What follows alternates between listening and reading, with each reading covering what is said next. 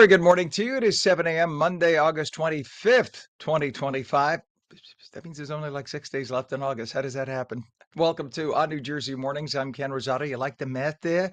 We'll take your calls at 888-658-0234. Some areas of patchy fog this morning, then mixed sun and clouds today. Really not a bad day at all. Highs in the low to mid 80s.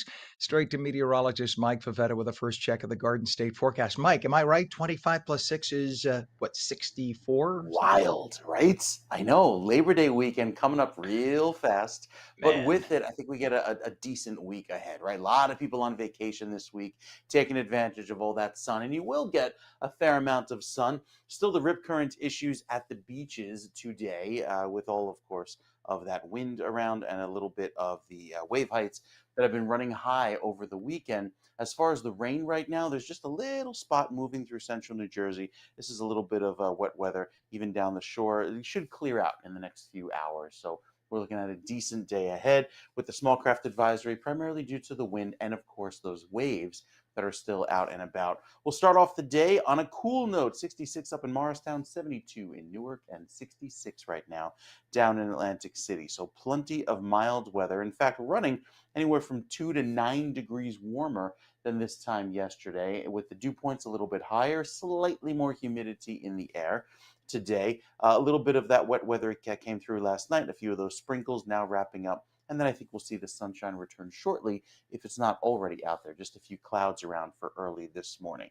Light winds out of the southeast today at the beaches from Ship Bottom toward Atlantic City and Cape May. And then a front comes through and pushes on by, and that will dry us out with a westerly wind and make it feel much more comfortable into tomorrow. You can see it here drawn in the clouds, a lot of those clouds dissipating by this afternoon, leading to a sunnier but drier finish with temperatures this evening warming into the mid 80s, cooling off to about 81 in Newark by this afternoon. And then a chilly start to the day tomorrow. That's a fall feel. 50 up in Sussex tomorrow morning, 57 in Mount Holly, 62 in Cape May. Let you know that summer is winding down, especially with temperatures that only rebound tomorrow afternoon into the upper 70s and maybe touching 80 there in Hackensack. Could be another round of clouds tomorrow evening, but beyond that, we look pretty dry through the middle of this week. Very pleasant throughout Wednesday and Thursday. Temperatures this week moderate, not all that hot, and it'll stay very pleasant going into the end of the week as well, with those highs even struggling to even get much beyond the mid 70s. So Erin is far out to sea, not an issue anymore. And now Fernand is the next name system, which is in the Atlantic, not a threat to any land, and probably won't even stir up the waves all that much. So with temperatures this week quite cool by comparison, a few degrees below average, we'll enjoy the little bit of a cooler feel, especially with those chilly mornings, Ken. Wake up temperatures in the 50s by the end of the week. So some cool stuff on the way. Wait a second. It sounded, let me just get off my IFB here. It almost sounded like you said temps in the 50s, but I know that's not 50s. possible. Yeah, in the morning, as soon as tomorrow morning up in northern New Jersey, but the rest of New Jersey has to wait until Wednesday, Thursday timeframe to check into that nice chilly, brisk morning feel. I'm just saying the day that you use the S word, I'm just Mm. going to get up and walk right out. There's a door right behind me. I'm gone. I'm just telling you. Okay. All right, Mike. Thank you very much, my dear friend. It is 67 degrees right now. Yes, 67, not that other word. And in Trenton, New Jersey, a little bit cooler, 66 degrees. In terms of traffic, take a look. We already have something. This is on the Garden State Parkway, a crash. You can see being tended to right now by police. Fortunately, they have everybody safely off to the side. This is northbound, north of exit 124 Main Street in Sayreville. That right shoulder is blocked, but you could see they're not even brake checking. Everyone's like, Byum. Remember, when there is a police officer or a crash like that on the shoulder, you're supposed to get over an extra lane. So I know a lot of people think, what the heck? No, you never know who might open up a door into that lane. So please try to get over into the middle lane to try to give them space. We also have a disabled truck on the Goethals Bridge eastbound on the New York side headed into New Jersey. Right lane is blocked. crash on the Parkway northbound, a little further south of what you just saw.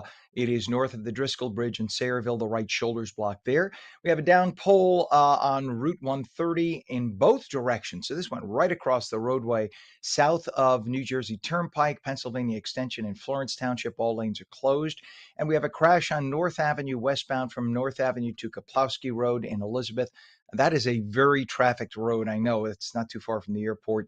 The right lane is blocked there. We also have delays on Route 4 northbound from just east of the Turnpike by the GWB, and that goes all to 1 and 9 in Fort Lee. All lanes are open, but about 2 miles of delays just due to volume at this hour. Right now, we take a look at the approaches to the Hudson River. Right now, the Lincoln and Holland are both reporting only 10 minutes. This is the GWB upper and lower levels 80-95 approach. You can see just swimmingly, moving swimmingly. Delightful. Never get to say delightful. So take advantage of it. 7:06 is our time. Another water main break in Patterson happened on Saturday morning. Another one. But we had the guy who's in charge of the Passaic Valley Water Authority on the other day. He was awesome. He's working his butt off. They are working their butt off. This is 145-year-old infrastructure, folks. They should have been dealt with by literally 2 or 3 administrations ago. So that right there is what they have to deal with now. This is a massive main. This is actually bigger than the main that broke a couple of weeks ago. The main that broke, that they had a 24-inch main and a 30-inch main. This is a 42-inch main on North First and Arch Streets. It sent water and mud cascading through the city. The Passaic Valley Water Commission says that it's unrelated to that earlier break, but it just tells you how old the infrastructure is. Can you imagine? Thank God it happened now and it didn't happen in the freezing cold weather. So residents in the Riverside section are going to be facing low pressure or no water service at all. There's a boil water advisory in effect for parts of Patterson, Prospect Park, Haledon, North Haledon. Once again, no timeline for repairs have been announced. At least they found it. Remember last time they couldn't find one of the 2 breaks. This time they know where it is. Now they have to locate replacement pipe. It's not like you just go down to the Home Depot and get, hey, I need a 42-inch replacement pipe. It's going to be a lot of work. The good news is, as you can see, it's an isolated section. They don't have to replace 300 feet. My bet, if they locate that pipe, they'll have it done in a day, but they got to locate the pipe first. Good people, they're working hard. Cut them a little slack. They're working their butts off. 7:07, a tragic boating accident happened in Barnegat Bay, Little Egg Harbor Township, claimed the life of 56-year-old Carl Chen from Princeton. This happened yesterday morning. State police say that a 27-foot Robolo boat hit a large wake and that ejected both passengers. The boat then circled, fatally striking Chen. The other passenger also got hurt. The incident happened in Ocean County, 10 o'clock yesterday. Police are now investigating. But that happens. If you're a boater, you never know. You get that rogue wake, could flip the boat or certainly put it on its side partly and eject you. And then it's happened to me. I've been in a boat that did that once, and it wasn't because they were driving recklessly. It just happens. Poor man, unfortunately, lost his life. 7:08. Another boating incident, tragedy in Long Beach yesterday. Police say a man was killed when 2 people were thrown from a boat there off of Long Beach Island. First responders got the call about 10 a.m. about this boat accident. The incident happened in Barnegat Bay. A man was thrown from the boat, was later found dead by divers half an hour later. The other man rescued by a nearby boat. No one's been identified yet, and police are investigating. A tour bus returning from Niagara Falls overturned on I-90 near Pembroke, New York. That's up near Buffalo, killing 5 people and injuring dozens of others. The bus lost control, rolling into a ditch. Several passengers got tossed from the bus. Among the fatalities, a Columbia University student, 3 citizens of New Jersey, and 1 citizen of India. The driver, who did not appear impaired, may have just become distracted. He said he may have overcompensated when he was trying to avoid something on the road. The National Transportation Safety Board is now investigating. 7:09, a tragic loss in South Jersey. 22-year-old Nick Danbrowne, a promising baseball star, died in a car crash August 18th in North Carolina. The Barnegat native and Ramapo College's all-time strikeout leader. Danbrowne had recently signed with the Bakersfield Train Robbers minor league team. Police say that he was thrown from a vehicle driven by 63-year-old Rosario Edgar, who also died. His friends say that Danbrowne had a competitive spirit and infectious humor. There's a GoFundMe that was set up. It's raised over $36,000 so far for his family to take care of costs. 7:10, New Jersey health officials warn NJ Transit riders may have been exposed to measles by a Hudson County resident who traveled on trains while infectious. The exposure risk spans August 13th to the 15th. So if between the 13th and the 15th of August, you are on the Hudson Bergen Light Rail, Path Newark World Trade Center line, and stations in Bayonne and Jersey City, watch for symptoms. The symptoms could occur anytime from now through September 11th. So just beware if you develop any symptoms. They're like flu-like symptoms. You could look it up. There are all the details of what happens when you start to get measles. Officials say if you think you were exposed and you have symptoms, don't just show up somewhere. Don't just go to your doctor's office. Don't just go to the ER. Call your doctor. Stay home because you don't want to spread it if, in fact, you are infected. And it can be taken care of. So it's not like if you have measles, the end of the world. If you take care of it, you can get over it, but don't spread it. 7-Eleven. Tensions flared in Trenton on Thursday as community members confronted ICE agents making arrests in the Chambersburg neighborhood. Mayor Reed Gusora said that agents chased a person to a home on Bayard Street, leading to a standoff after a warrant was denied. Congresswoman Bonnie Watson Coleman criticized ICE for not following protocol, noting one man with a pending green card was detained. Let me just clarify something, good Congresswoman. And by the way, I had to go over this with my mind calmly so I didn't shout out any kind of defamatory comments to the Congresswoman because I wanted to call her ignorant, stupid, and dumbass moron, but I'm not going to do that on the air. Oh, did I just let that slip? Here's a little something. You're supposed to be a United States Congresswoman elected by the people, and you have no idea about federal law. All right, so the Congresswoman says that ICE was wrong in detaining a guy who had a pending green card. Having a pending green card is like having a pending driver's license. It means nothing. That's like, I know the feds are after me. I'll apply for a green card now. It could take 6 years to get one. You are now liable and eligible for being deported. And if you're the dumbass moron who thinks that applying for a green card is the same thing as having a green card, you should be put in jail for being stupid. Okay? You should not be elected to the United States Congress. And any member of the media who willingly reported her comment without giving the background that she doesn't know what she's talking about, you are negligent. You are negligent. You don't deserve to be a member of the media. All you have to do is Google it and you'll find out that having a pending green card ain't having a green card. It just means you applied. Guess what? The feds could take a look and say, hey, he's a criminal in his home country. You're denied. Having a pending green card simply means you applied. It doesn't mean you've been granted, and it doesn't mean you have any special status to say. You could apply for a green card and go home, and then we'll let you know. And when we let you know, you can come back. So having a pending green card means nothing. It does not prevent you from being deported. If you had a pending driver's license, you wouldn't go driving. And if you got stopped for speeding, you tell the cop, oh, I know I don't have my driver's license. I have a pending driver's license. Try that and see as they haul you away in cuffs what would happen to you. You are still illegal at the moment. Trenton police maintained peace, but under the leftist New Jersey Democrat sanctuary state law, officers were forbidden from assisting ICE agents in any way. It just makes me scratch my head and wonder, how do people get elected when they are that stupid?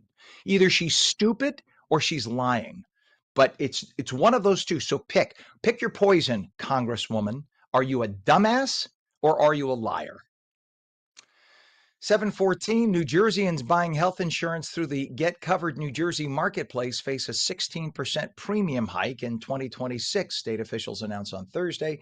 The increase affecting 512,200 enrollees stems from rising healthcare costs and expiring federal tax credits under the Affordable Care Act. Nearly 90% of users benefit from these subsidies, which save about $700 a year.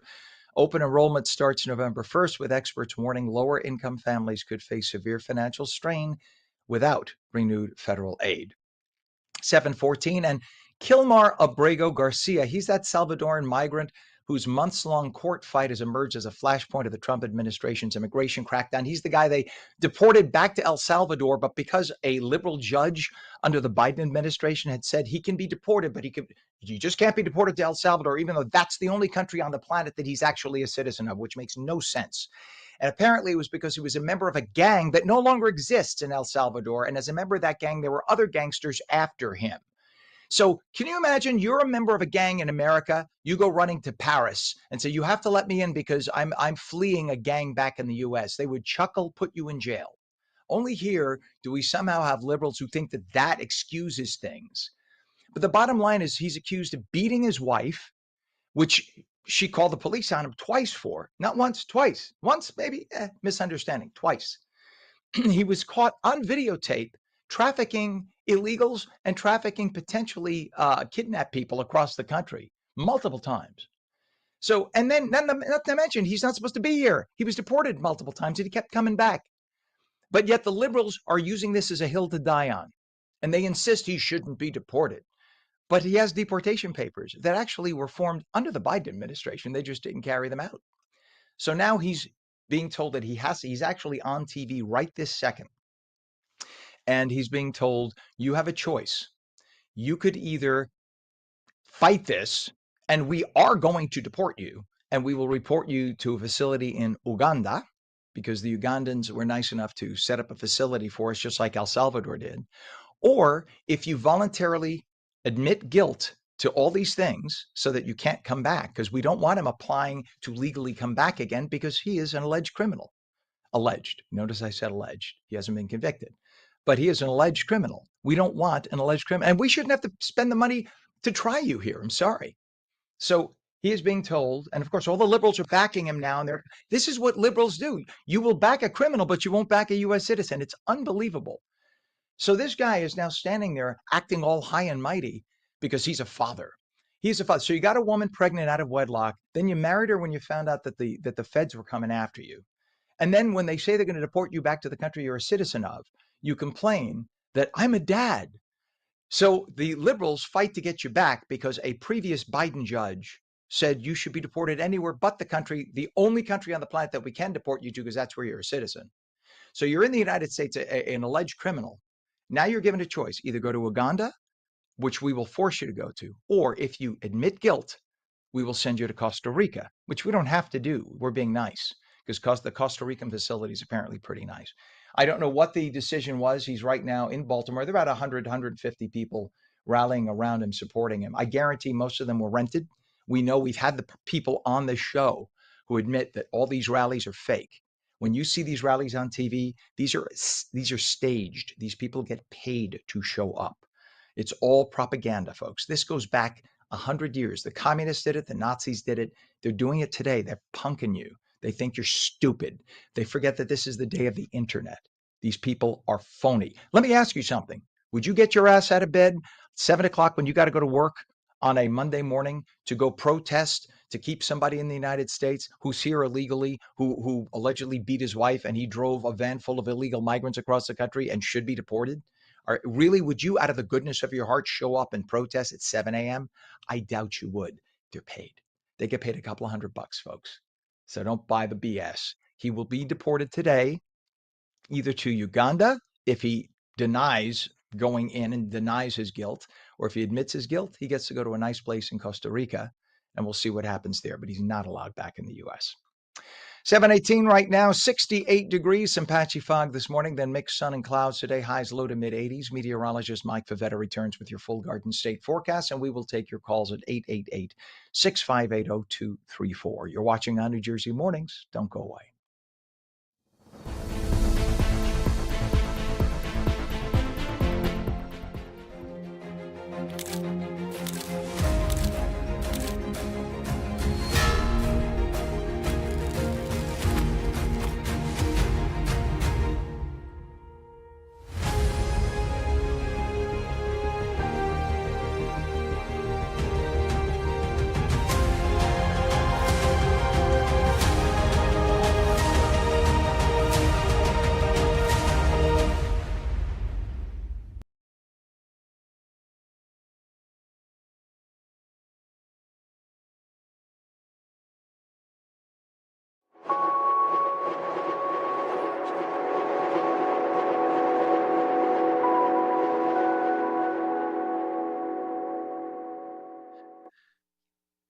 Welcome back to ONNJ Mornings for your Monday. I'm Ken Rosato, 7:20 right now, taking calls at 888-658-0234. Some patchy fog this morning, then mixed sun and clouds. Not a bad day at all.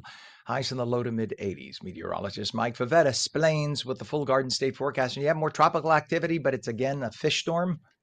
It is again a fish storm, not even impacting Bermuda. I mean, this one swings way out to the right. So we're looking good at the beaches Like today me. and really for the rest of this week. Will I say that again? I said like me. Like, Swings way out to the right. It, Sorry, I didn't mean to it is the interrupt. perfect allegory for the show. There you go. We've got a very pleasant start to the day. Starting off on the right foot, that is, especially with plenty of clear sky this morning. There will be a few lingering clouds, especially out toward Freehold and Matterhorn, with mostly a little bit of a wet start thanks to some showers moving through this morning, but they'll be gone in the next few hours, leading to lots of sunshine this afternoon and temperatures that ultimately climb into the mid 80s, but a comfortable 85, 86 degrees, certainly nothing too humid, as a couple of these showers working through last night, really dissipating by the time they reach us. And that is the drier weather that will usher in a cooler feel come this time tomorrow. So take some time. There's the system off to the north, kind of spinning through a few of these clouds and showers, most of them exiting by this afternoon. And that dropping temperatures and the humidity, so the dew point or the temperature where the air is saturated, is very low going into tomorrow morning, the 40s. That is a fall feel. Remember, anything 60 or higher is muggy, 70s or higher is tropical. We're going to enjoy a nice dry fall feel, not just for tomorrow, but for the next several days this week, even going into Wednesday and Thursday, with that low humidity dropping right down to the shore, making it feel like fall about a week early, at least. With overall a nice dry week ahead, there could be a few sprinkles on the way for Friday, but Saturday is gorgeous, nice and sunny. Beautiful way to start the weekend. Lovely with the clear sky in play. I think Sunday could have a few extra clouds. Kind of it has been, that's been the case just about every weekend. We start off Friday beautiful, Saturday is sunny, and then Monday brings in a few clouds. Monday may also have some clouds, but right now we look dry. It's into Tuesday that our next rain system comes in. So it's a close call in terms of Labor Day sun going forward. We'll have to keep an eye on that. Fernand, way out to sea, not an issue for us, but at least the weekend is dry with Saturday looking sunny. Sunday could have a few more clouds, but overall it's a nice warm one with highs climbing back into the upper 70s. And the 7-day forecast, Ken, that's coming up in our next weather segment, doesn't have a drop of rain on it, at least overall. No rainy days forecast, so a very dry period ahead with a little taste of fall in our last week of August. A little taste of fall, you say? All right, very nice, Mike. Thank you so much, sir. Unfortunately for me, a taste of fall means no more summer. I know, I know. Pam, our director, is like, woo, love my fall, love my winter. I know. I'm just whiny. We had such a beautiful summer. I should not be greedy, but I guess I am. 68 degrees right now. Let's take a look at this. This is New Jersey Turnpike. There is the ramp to the southbound Garden State Parkway from interchange 11. The right shoulder's blocked. You could see why right there. There's well, there was a truck. Oh, there is. There we go. Okay. So there's a truck and an SUV there on the right shoulder. I think the truck is helping the SUV. Probably broke down. Police are there as well. So you could see folks slowing down. Again, this is on the, oh, this was a crash. That's why there was a crash between them. The southbound Garden State Parkway ramp to southbound Garden State Parkway from interchange 11 and Woodbridge. The right shoulder is blocked. We have a crash and a down pole on North Avenue westbound to Kaplowski Street, Kaplowski Road, rather, in Elizabeth. That's a big stretch, about a mile of traffic because the right lane is blocked. Now, I don't know if you were able to get this, Pam. If you can go to the 130 camera, US 130 at NJ Turnpike. I want to show everybody this. US 130 at NJ Turnpike. Pam will bring that up in a moment. So there's a down pole apparently on 130 in both directions south of the Turnpike, Pennsylvania extension. And this is in Florence Township. All lanes are open northbound, but the lanes are closed southbound. So again, it's US 130 at NJ Turnpike. There it is. Look at that. So that's what we were talking about. That's a downed pole causing this, and this is both directions. It was impacting, but apparently they have closed No, what did they do here? I'm sorry. They have the down pole on US 130. It says in both directions, south of the Turnpike, Pennsylvania Extension, and Florence, all lanes are open northbound. So on the left side of the road, you can see the lanes are open, but the lanes are now closed on the southbound side, which you could see that police car pulling off to the right. You can't get past those emergency vehicles. Okay. Sometimes it's good that we have the cameras. We also have a crash on the Garden State local lanes northbound, north of exit 124 Main Street in Sayreville with the right shoulder blocked. On the Hudson River crossing, still very good at the Holland and the Lincoln tunnels. GWB is also a good ride. It's only 10 minutes across upper and lower levels of the 8095 approach. 7:25 is our time, and Governor Murphy signed two bills on Friday to boost New Jersey's so-called renewable energy, aiming to curb soaring electricity prices that Murphy and the Democrats in Trenton caused to soar in the first place when they closed down 5 fossil fuel power plants and 1 nuclear plant in the last 5 years, before any so-called green energy plants could even be proposed, let alone built. One bill would supposedly add 3,000 megawatts of community solar, powering 1 million homes by 2028, while the other funds 1,000 megawatts of battery storage by 2030, with up to 10 million in incentives per project. The problem is those power rates that you just saw those huge increases in, until they get these things built, you're going to be paying more for power. And it's entirely the cause of the Democrats, because this was totally avoidable had they not closed the power plants that existed before they had the new plants online. And now you have gubernatorial candidate Mikey Sherrill screaming that her first order of business when she gets into office, she says, is to fix the high energy costs. Your party caused it, Mikey. Don't make it sound like you're not told, like you don't have blood on your hands for this. Your party unnecessarily caused the power problem in New Jersey. Every state around us doesn't have this problem but us. And so we have to import power from other states, which is why our power bill is the highest of any in the entire Northeast now. Thank you, Democrats. This is why you guys are going to stay out of power for decades, if not a century. I smell that your party is going to go by way of the Whig Party. Bye-bye. There'll be something else formed, but I think the Democrats have put a nail in the coffin. Governor Murphy expressed skepticism about Democratic gubernatorial nominee Mikey Sherrill's plan, you hear me, to freeze utility rates in her first year if elected. Sherrill, see, now there's a little conflict. Sherrill's trying to distance herself from Governor Murphy, sort of throw him under the bus, and he's saying, oh, yeah? I'm going to throw you under the bus, lady. So Sherrill is aiming to tackle those soaring electricity costs that were caused by the Democrats, proposing a state of emergency to halt rate hikes, but Murphy questioned its feasibility, citing complexities with private sector energy firms. Sherrill's campaign insists that she has the authority to act decisively, while critics, including Republicans, blame Democratic policies for the rate increases. The debate continues as energy costs remain a key issue in this year's race for governor. And Republican candidate Jack Ciattarelli was in Ocean Grove over the weekend talking to supporters about some of the issues dominating the race, including energy, taxes, and even plastic bags. On New Jersey's Sean Thrunk was at the rally to speak to supporters and opponents. Very unusual event today. On Friday, August 22nd, Republican gubernatorial candidate Jack Ciattarelli threw a lawn party in Ocean Grove. Executive order number 1 on day 1. No town in this state will be a sanctuary city, and we will not be a sanctuary state. Executive order number 2, we're going to bring back to work all of our state workers. They're working from home post-pandemic. If any of you tried getting somebody on the phone, try to get issues resolved, you can't. Also on day 1, I appoint an attorney general that supports both police and parents here in the state of New Jersey. And when we talk about support police, what we're talking about is getting rid of cashless bail, which has created professional criminals. People have learned how to game the system. Talk to your local cops. Arrest, release, repeat is real. Those cops will take the handcuffs off, let them do their job, and mark my words, there'll be no flash mobs on our Jersey shore when I'm your governor. That attorney general will also support parents. We're getting rid of policy 5756. If you don't know what that is, here's what it is.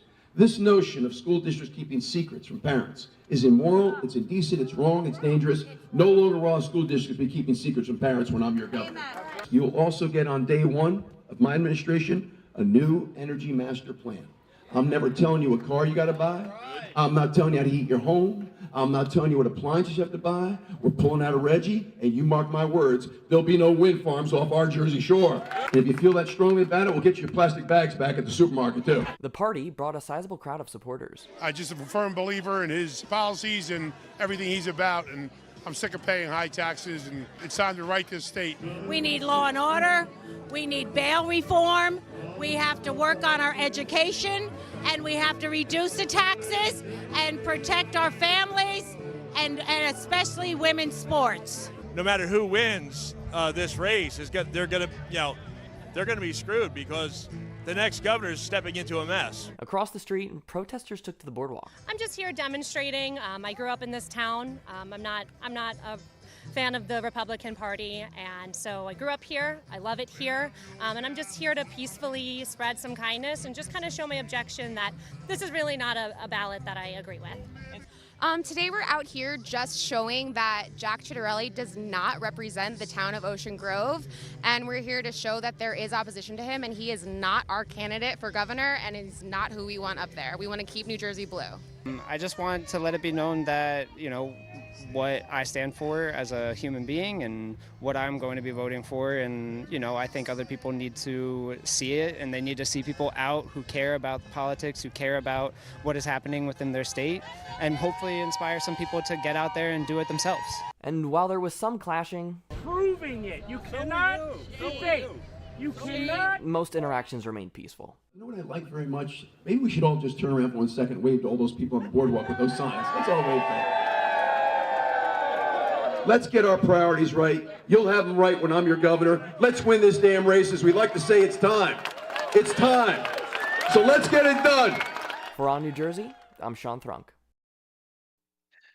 Thank you to Sean for that. It is 7:31, and former Trump National Security Advisor John Bolton may face criminal charges over his alleged emailing of highly sensitive classified materials through a private server. Can you say Hillary Clinton?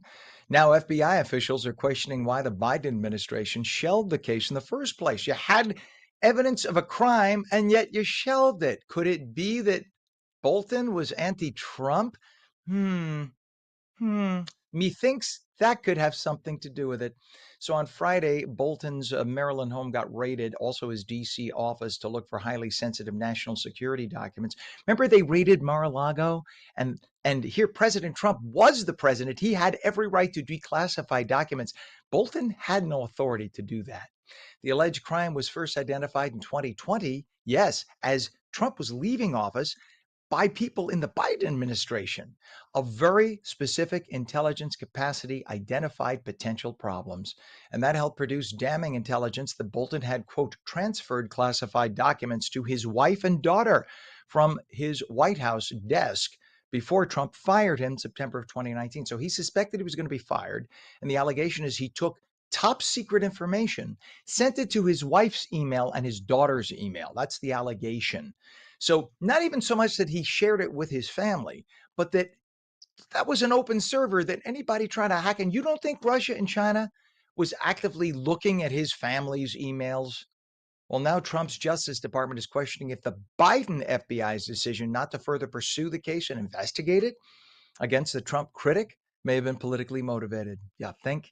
The case, described as airtight by some investigators, was so buried that FBI Director Kash Patel didn't even find out about this until a month after his February confirmation. So the Biden people and the people who are not elected but appointed, who work for the Justice Department, kept all this hush-hush. That's why they should all be fired. When a new administration comes in, everyone should be fired. Everyone should be fired because they're trying to hide, to cover their tracks. So they didn't want to tell Kash Patel that this existed. Federal agents say they found a lot of potential evidence both at Bolton's home and at his D.C. office. Don't be surprised if he spent some time behind bars. It is now 67 degrees at 7:33. When we come back, New Jersey Globe editor David Wildstein will have the latest on New Jersey's political scene with the Inside Edge. You're watching On New Jersey Mornings, and we'll be right back.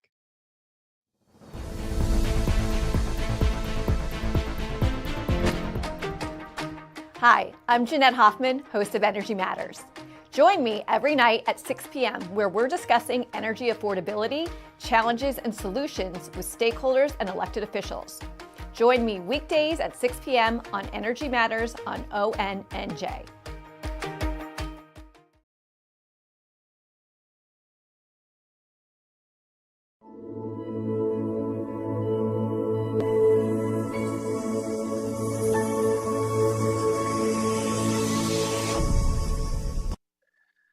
Very good morning to you. 69 degrees now at 7:34 on Monday, August 25th, 2025. I'm Ken Rosato. Welcome back to ONNJ Mornings. A little patchy fog in some spots this morning. Sun and clouds mixed today. Highs low to mid 80s. Meteorologist Mike Favetta with the detailed Garden State forecast. Good morning, Mike. Good morning, Ken. It's our transition day. We're going from the humid, muggy morning to dry weather by later on this evening, and temperatures moderate as those winds out of the west start to cool us down by this afternoon. So a little bit of a foggy start from Atlantic City down toward Ocean City and Cape May. However, with more of the drier weather coming in by this afternoon, temperatures drop off by the end of the day and feel more comfortable as well after a lot of sunshine throughout the afternoon. Sunset 7:39, so really losing daylight quickly now as we head into the end of August. And the last of the clouds now working their way across northern New Jersey. They'll be completely gone probably by lunchtime. And if you plan to head toward the water this week, I think today might be our last day of the high risk of rip currents because the seas look much calmer beginning tomorrow. It'll really look great as well. Oh, and water temperatures are falling too. Remember how we were in the upper 70s, even some low 80s just a few weeks ago? Well, now we're back into the lower 70s. So with the high tide happening later on tonight, after after this evening, we'll be looking forward to some calmer waves ahead. The reason for that is Fernand is way out to sea. I mean, here's Bermuda, so you can see just how far east it is in the Atlantic. Not a threat to land, and not going to be an issue for us, even as far as waves or clouds. So with our forecast turning dry throughout tomorrow, we get a few more clouds by tomorrow afternoon, maybe a sprinkle, but it's predominantly dry for the rest of this week. It's reinforcing shots of drier weather that keep coming through and lowering the temperature, even lowering the humidity day by day. So going into this afternoon, there's the cold front pushing on by. Tomorrow could have another maybe batch of clouds, but it's more clear weather behind that moves in. And then for Thursday, another round of dry weather just in time for the weekend as we enjoy a very pleasant Labor Day forecast and Labor Day weekend ahead. The 7-day is clear. I mean, there's nothing more than a few passing clouds again on Wednesday, 76 as the high. Look at those morning lows down in the 50s. This is for Newark, mind you. For Thursday morning, only climbing to 79. So a cool start, a dry afternoon, a very comfortable finish to the day. Friday, 80 and sunny. And then Saturday is gorgeous as well, 79. Could be some more clouds by Sunday, but beyond that, I think we look great even across New Jersey for the weekend. The shore points have slightly more humid weather, obviously, with that sea breeze each afternoon. So it doesn't get as chilly, maybe just mid to low 60s by the end of this week, but highs hold in the upper 70s. And then by Saturday and Sunday, have a pretty decent looking weekend ahead. Mid 70s, lots of sun. And I'll show you the wave heights coming up, Ken, how it is very calm for the remainder of this week out across the oceans. We saw all of the imagery from the angry looking oceans and all of the flooding that occurred over the weekend. The exact opposite this week into this weekend. Nice calm seas, so great beach weather ahead. Good deal. So if you have a cruise plan, this is a good time for the ship to go out. Not like last week. I'm sure last week was not so pleasant. All right. No. Thank you, Mike. I appreciate it. Definitely. 68 degrees right now, 7:38. Let's take a look at some of the mess we have here on the roadways.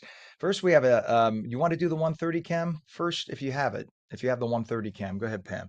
It's a down pole on Route 130 in both directions south of the Turnpike, Pennsylvania Extension in Florence Township. Look at this absolute mess. So all lanes are open northbound. That's the left side, but on the right side, that's the southbound side. All lanes are closed. This is due to a down pole once again. And you see crews trying to get that fixed so that we can get on with our day. But that's causing an absolute mess down in Florence Township. Again, all lanes open northbound on 130, all lanes closed southbound on US 130. Just south of the turnpike. So just try to avoid that area if possible. On Route 17, we have a down pole in both directions south of West Ramapo Avenue, and that's in Mahwah. All lanes are now closed on 17. Again, south of West Ramapo Avenue, Ridge Road in Mahwah Township. We have a crash on the turnpike, the ramp to southbound Garden State Parkway from Interchange 11 in Woodbridge. The right shoulder's blocked. So we could show this we had earlier. There was that truck. You see, this is a different shot. So on the right side, you could see what looks like the breakdown there in that ramp. And that is again on the New Jersey Turnpike ramp to southbound Garden State Parkway. So you could see that. You can't get on the ramp as a result of the breakdown. And we have let's see, they just moved this on me. Delays on the Garden State Parkway southbound exiting 130BA, US 1 in Woodbridge Township. There's about a mile delay, all due to volume. The Hudson River approaches Lincoln and Holland moving beautifully this morning. So is the GWB upper and lower levels, 8095 approach, all reporting 10 to 15 minutes. 7:39, it is now time for politics. From Trenton, explained like no one else can do it, here is New Jersey Globe editor David Wildstein with the Inside Edge. Good morning, everybody. It's Monday, August 25th. Welcome to the Inside Edge. The 1964 Democratic National Convention was in Atlantic City 64 years ago this week. It was a defining crossroads in modern American politics. It was the moment that President Lyndon Johnson stepped out from the long shadow of the martyr John F. Kennedy, and he secured the nomination for the presidency in his own right. It was the stage where civil rights icon Fannie Lou Hamer and the Mississippi Freedom Democratic Party mounted their historic and heartbreaking bid to unseat Mississippi's segregationist delegation. And it ended on a soaring note when Robert F. Kennedy electrified the delegates with an emotional address that left the hall in tears. In her testimony before the Credentials Committee, Hamer offered stunning eyewitness testimony about being fired from her job as a sharecropper and being evicted from her home, about being viciously beaten and jailed, all because she tried to register to vote and to register others. The chairman of the Credentials Committee was the governor of New Jersey, Richard Hughes. He was a former judge who worked to settle disputes on the basis of non-discrimination. He offered a compromise, said that he would seat 2 delegates from the Mississippi Freedom Democratic Party. Hughes was largely praised for his leadership at that convention, but some, like Hamer, walked away unhappy, saying we didn't come all this way for 2 seats. But Hughes helped pave the way for a racially integrated Mississippi delegation to the convention 4 years later. So you remember, this was 9 months after JFK's assassination. Johnson was consumed by the idea that he might be forced to offer Bobby Kennedy the vice presidency. Convention week began without delegates knowing who LBJ would pick. Hughes had made a quiet bid for vice president. His name was on most of the short lists printed by the media, but historians seem to agree that Johnson had decided to pick Hubert Humphrey long before he announced his choice at the end of the week, and that Hughes and others were just there to keep people guessing. As for Atlantic City, well, the reviews weren't great. Democrats from across the nation and the media that followed them there, they panned Atlantic City's dilapidated hotels for its crappy plumbing. The negative stories all but ruined the city's reputation, dramatically hurt its tourism, at least until casino gambling brought people back in the late 1970s. This was the first and only time New Jersey had ever hosted a national political convention. It's unlikely that that'll ever happen again. Anyway, have a great day, everybody. Thanks for listening, and I'll be back tomorrow. All right. Thank you, David. I would love to talk to David about something the New York Post is reporting on today. I just saw online. We haven't confirmed this, but the New York Post says that President Trump is suggesting, not confirming, that former Governor Chris Christie could be investigated in connection with Bridgegate. And the president said that no one is above the law. So, and the Chris Christie used to be a pro-Trump guy. Now he's sort of an anti-Trumper. And it seems that anyone who crosses President Trump, at the very least, gets the wrath of the government checking him out. Would behoove you not to do that. So we'll see if that ever comes to something. I'd love to talk to David. David Wildstein checks this out. So David, give me a call. Let me know Let us know what you think about that. 744. Rhode Island Assistant Attorney General, whose arrest went viral earlier this week after she seemingly tried to use her position to evade arrest, telling officers, "You will regret putting me behind bars." Well, she's now on unpaid leave. Special Assistant Attorney General Devon Flanagan, her name was, who was arrested for trespassing, was placed on paid leave after the incident while the Rhode Island Attorney General's office reviews the matter. It's not clear how long Flanagan will be on unpaid leave until a final determination is made on whether she still has a gig. And New York mayoral candidate Zohran Mamdani raked in over $1 million in campaign funding in recent weeks, out-earning both former Governor Andrew Cuomo and incumbent Mayor Eric Adams. Forget about poor Curtis Lewa. He's not raising much at all right now. Mamdani raised the cash through a pool of donations from his grassroots campaign efforts between July 12th and August 18th.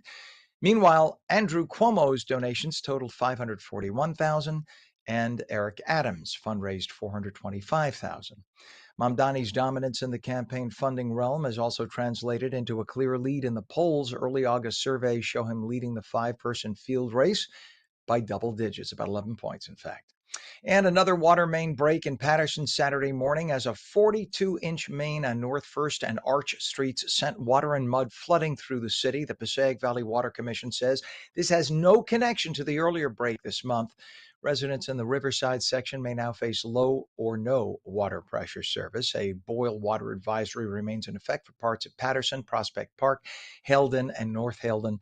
No timeline for repairs has yet been announced. Our time is 7:46. We have 68 degrees. When we come back, a major pharmaceutical company that is New Jersey born and bred celebrates its 25th anniversary. We'll tell you how this Tris Pharma. I'm going to do that whole thing again because they deserve it. When we come back, a major pharmaceutical company that is New Jersey born and bred celebrates its 25th anniversary. We will tell you about how Tris Pharma celebrated their anniversary by throwing a statewide day of giving. Some patchy fog this morning, then mixed sun and clouds today, highs in the low to mid 80s. Meteorologist Mike Favetta returns with your full Garden State forecast, and we'll take your calls at 888-658-0234. You're watching ONNJ Jersey Mornings. Don't go away.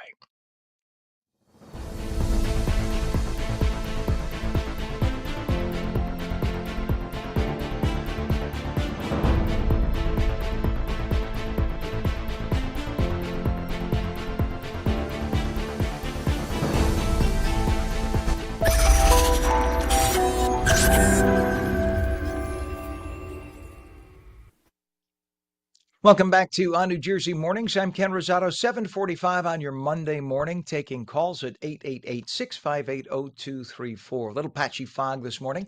Mixed sun and clouds today, highs low to mid 80s. Straight to meteorologist Mike Favetta with the Garden State forecast. Good morning to you, Mike.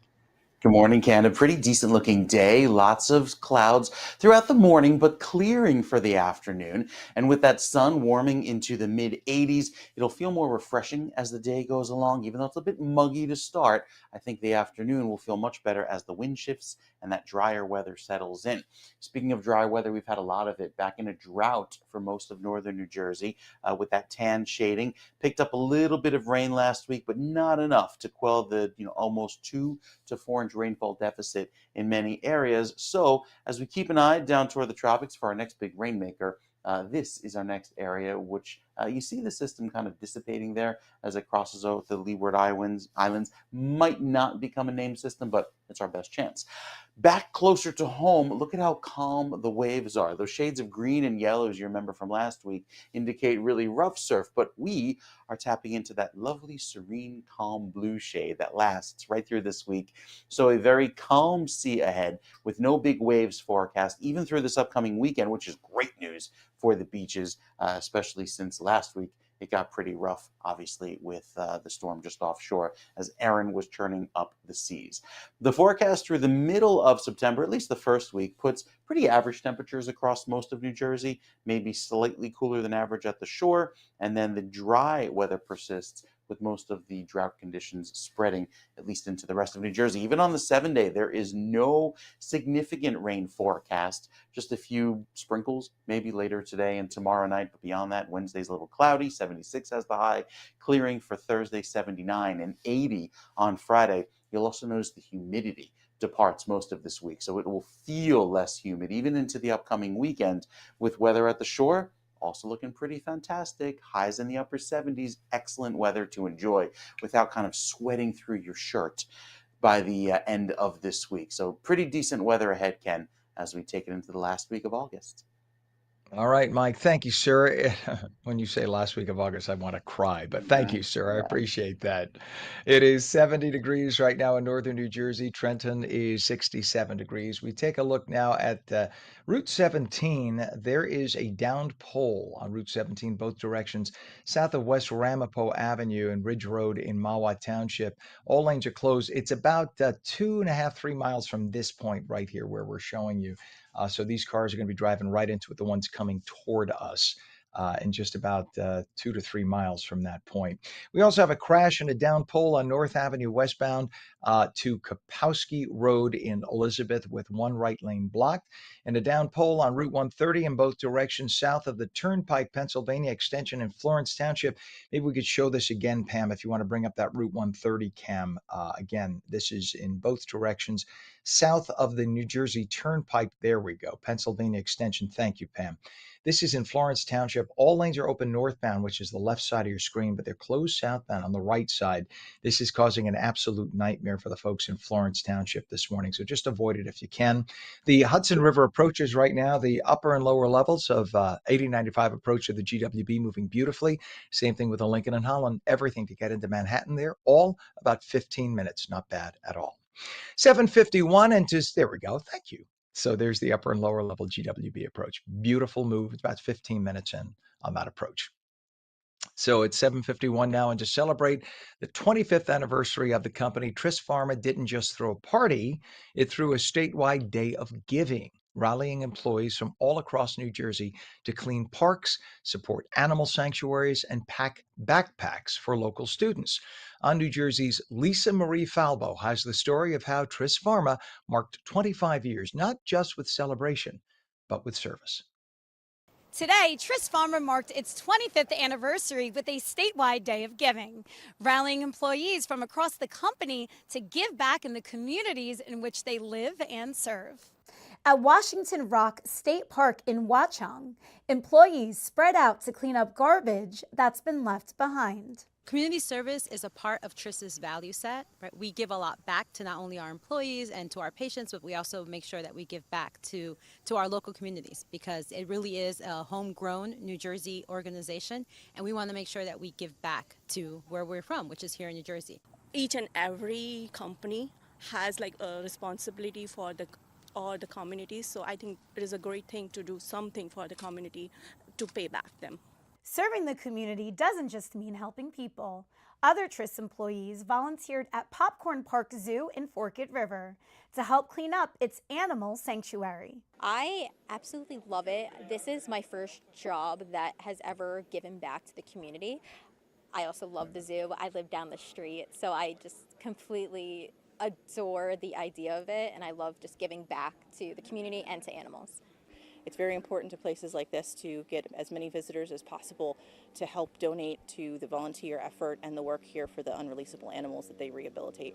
Back at Tris Pharma's home base in Monmouth Junction, another team of employees is responsible for packing backpacks with school supplies to give to children in local schools. It's been a great way to be able to give back to the community. We don't just care about the work that we're doing day to day, but we're caring about the community, about giving back and being more than just a company. Today was especially important. It's a great way to celebrate the whole 25th anniversary, because a lot of our products, especially on the brand side, are very pediatric focused, and it's a local charity. We're helping our local community that in turn supports us as well. From north to south, Tris Pharma employees rolled up their sleeves to support local organizations, give back to the communities in which they serve, and celebrate a quarter century of success and innovation. From New Jersey, I'm Lisa Marie Falbo. And it is proudly New Jersey, born and raised, that company. So we should be very excited that they are from here and doing so well. It is 7:54, a tragic loss in South Jersey. 22-year-old Nick Denbrowne, a promising baseball star, has died in a car crash It happened last week, August 18th, in North Carolina. The Barnegat native and Ramapo College's all-time strikeout leader, Dan Brownie, had recently signed with the Bakersfield Train Robbers, a minor league team. Police say that he was thrown from a vehicle driven by 63-year-old Rosario Edgar, who also died. His friends say Dan Brownie had a competitive spirit and infectious humor. A GoFundMe page has raised over $36,000 so far for his family. 7:54, New Jersey health officials warn NJ Transit riders may have been exposed to measles by a Hudson County resident who traveled on trains while infectious. The exposure risk spans August 13th to 15th on the Hudson-Bergen Light Rail, Path Newark World Trade Center line, and stations in Bayonne and Jersey City. Symptoms could appear as late as September 11th. Officials urge anyone suspecting exposure not to just show up at a doctor's office or ER. Call your doctor first. And if they tell you stay home because you don't want to potentially spread the infection if you have it. 7:55, tensions flared in Trenton on Thursday as community members confronted ICE agents making arrests in the Chambersburg neighborhood. Remember, if you get in between an ICE agent and somebody they're arresting, you're violating federal law. You could go to jail.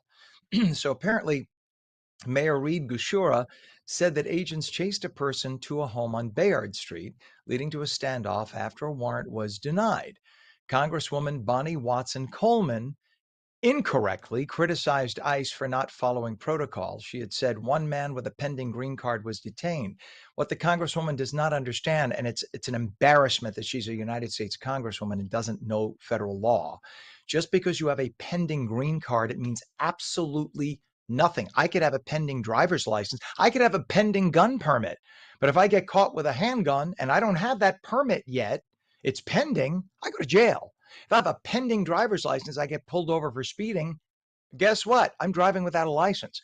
And just because you have a pending green card does not mean you have a green card. It means absolutely nothing.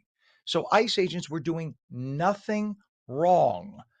Technically, if you have a pending green card, if that's for real, if it really is a pending green card, and that's just what she was told, you're supposed to be waiting in your home country to see if you're approved. Unless you're here legally, you're only allowed to be here a certain limited amount of time on a visa or your passport. After that, you have to go back to your home country.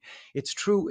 I have a friend of mine who owns property in the Dominican Republic, and he has to come back to the United States every 30 days. That's the law, and he does.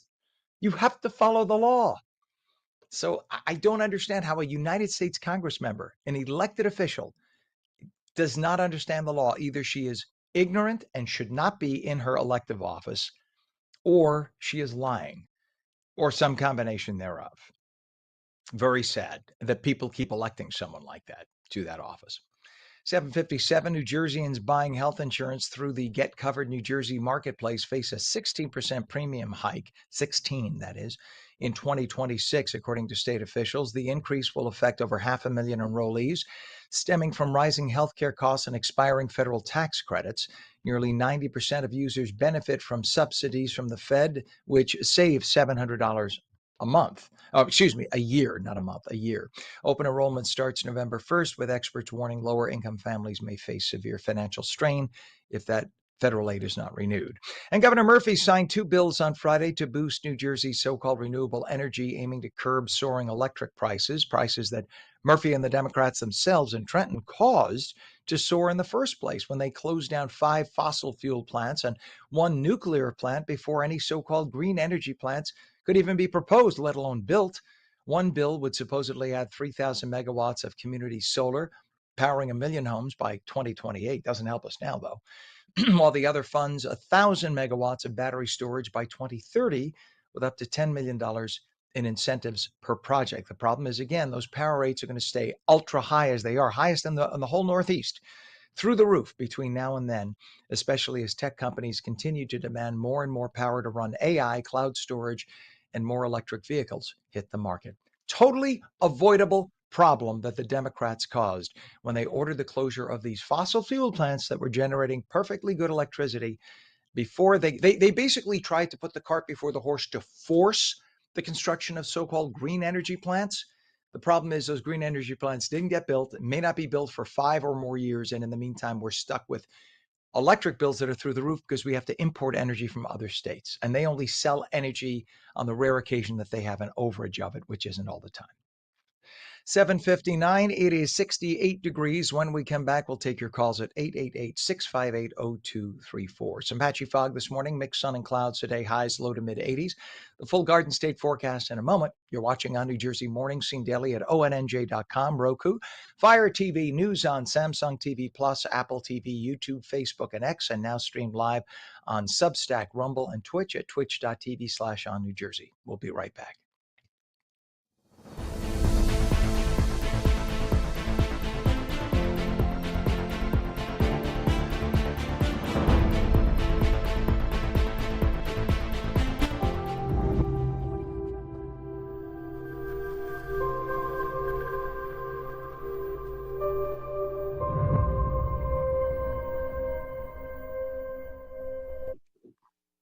And very good morning, 8 a.m., Monday, August 25th, 2025. Welcome back to On New Jersey Mornings. I'm Ken Rosato, taking calls at 888-658-0234.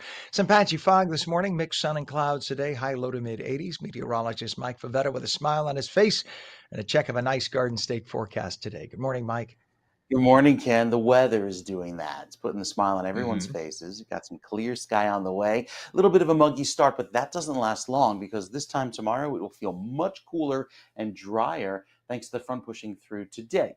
That means a few clouds around this morning. So you wake up with partly sunny skies over toward Hackensack, 72, 68 in Atlantic City, but a much drier feeling on the way throughout this afternoon. It's actually a little bit warmer than it was this time yesterday, anywhere from 2 to 7 degrees. And there's still a noticeable amount of humidity around. Anytime dew points are in the 60s, feels a little humid, even some dew on the car tops. Well, throughout the afternoon, as the clouds you see going on by move on through, that gives us a westerly breeze today, and that will allow the temperature to drop and the humidity to fall as well. So it'll become much drier throughout this afternoon.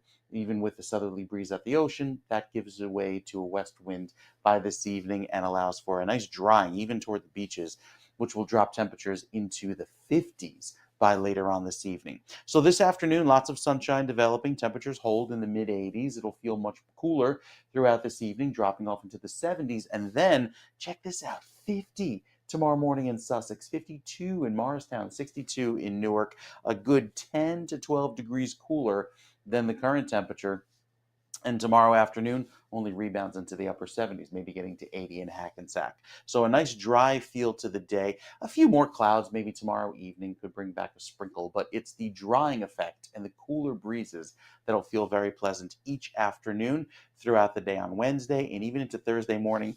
Getting to 49, it gets so chilly by Thursday morning. It'll feel lovely. Let you know that fall is around the corner and the dry weather lasts throughout the rest of this week. So you'll feel the low humidity today and really through the next several days. Speaking of some tropical weather, Fernand way out to sea and stays there. Not an issue for land, and it is a fish storm, like we've been saying, as it loses its tropical characteristics likely in the next few hours. So with the temperature dropping off throughout Wednesday and Thursday, holding in the upper 70s only, the 59-degree start on Thursday morning will feel lovely.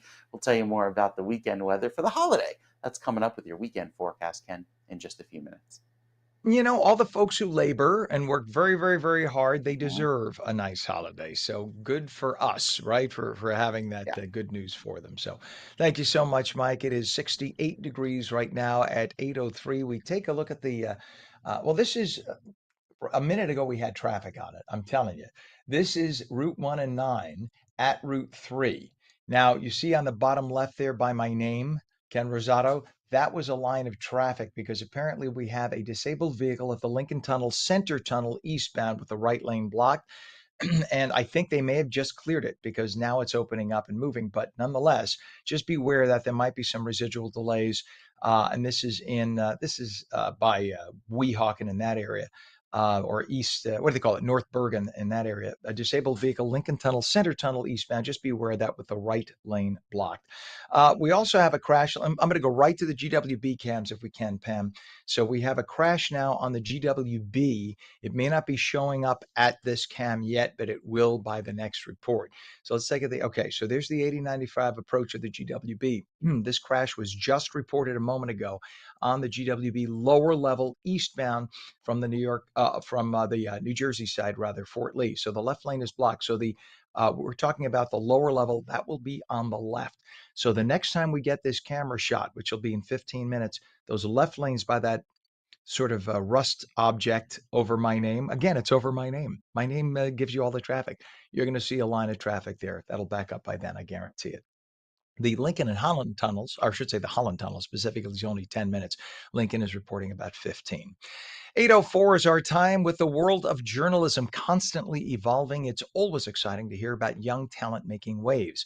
Dani Mazariegos is a recent graduate of Montclair State University, great school, and has already made a significant mark in the field. Now, I want to just, as a journalist, I want to just emphasize how significant this winning is.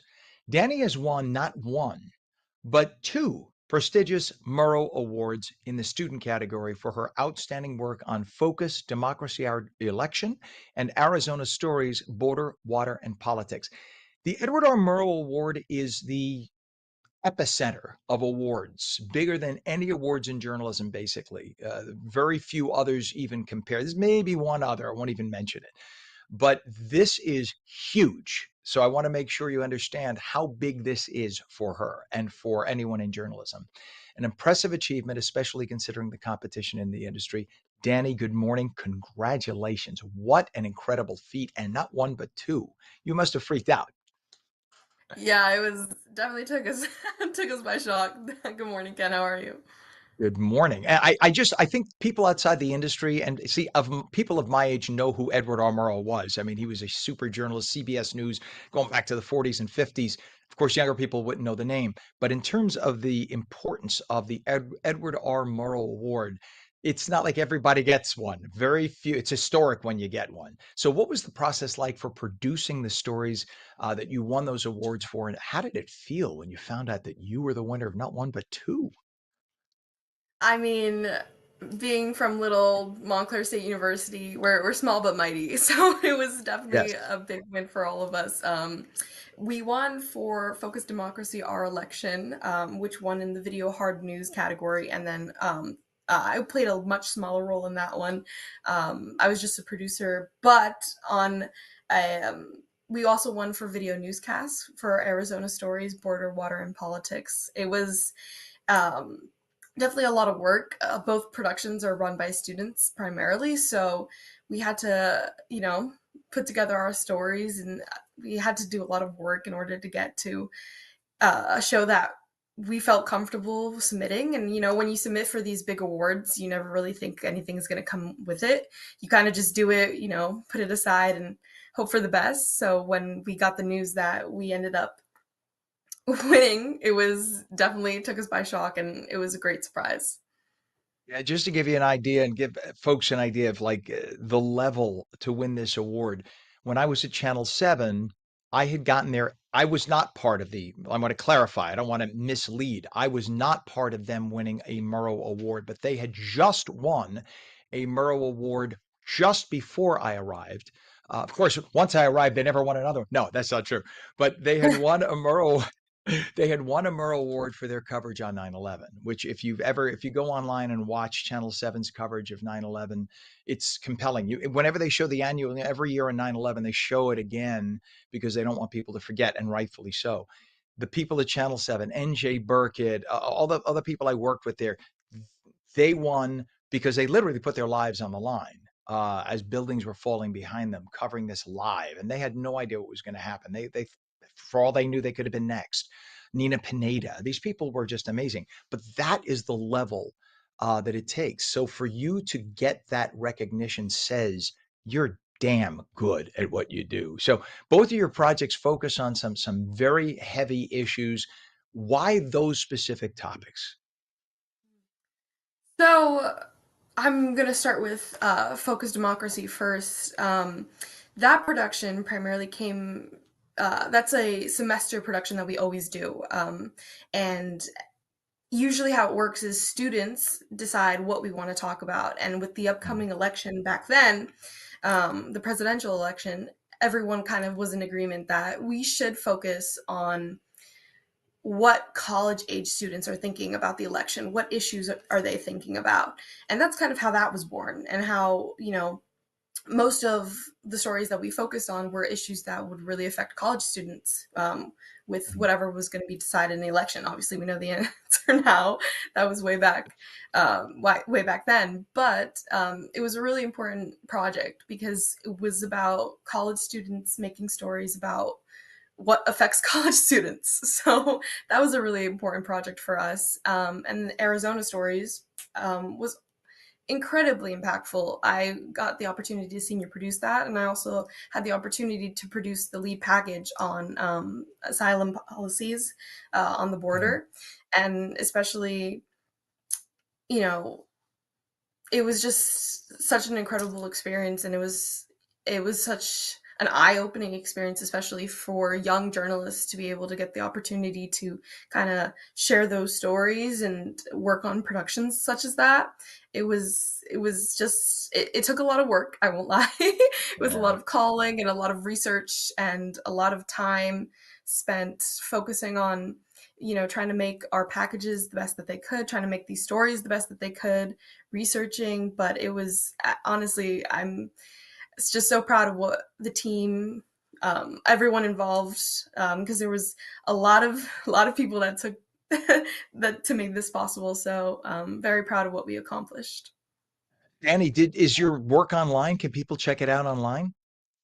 Yes. So both Focus Democracy and Arizona Stories you can watch at Hawk Plus, streamstreakhawkplus.com.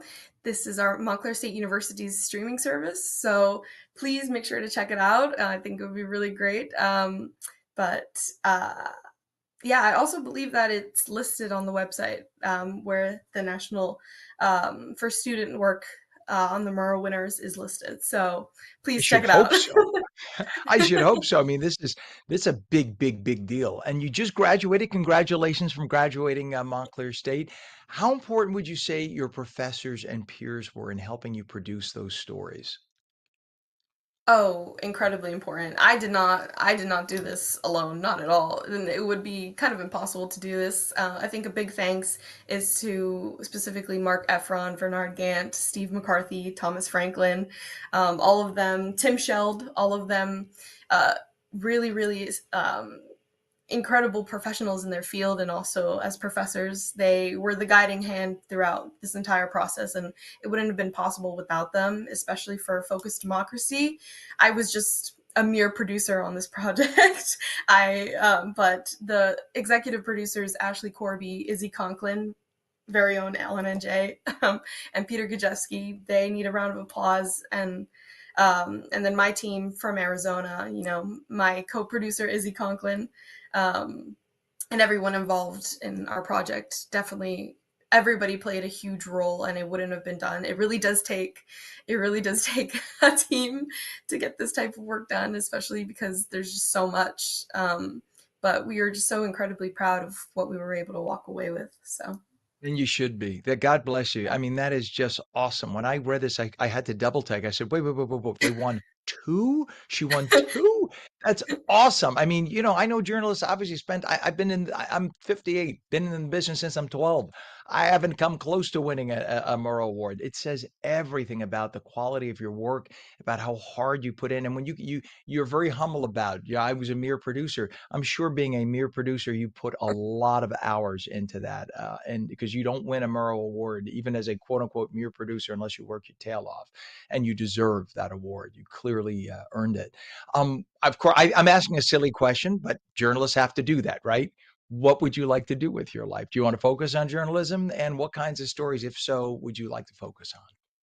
Oh, I 100% would like to continue with my career in journalism. I would like to be a multimedia journalist. That's the goal right now. I also would love to go into producing. I mean, this is simply just the beginning, and it's a pretty good beginning to start off with, to start my career Yes. off with. But I definitely want to continue going forward, especially with local news.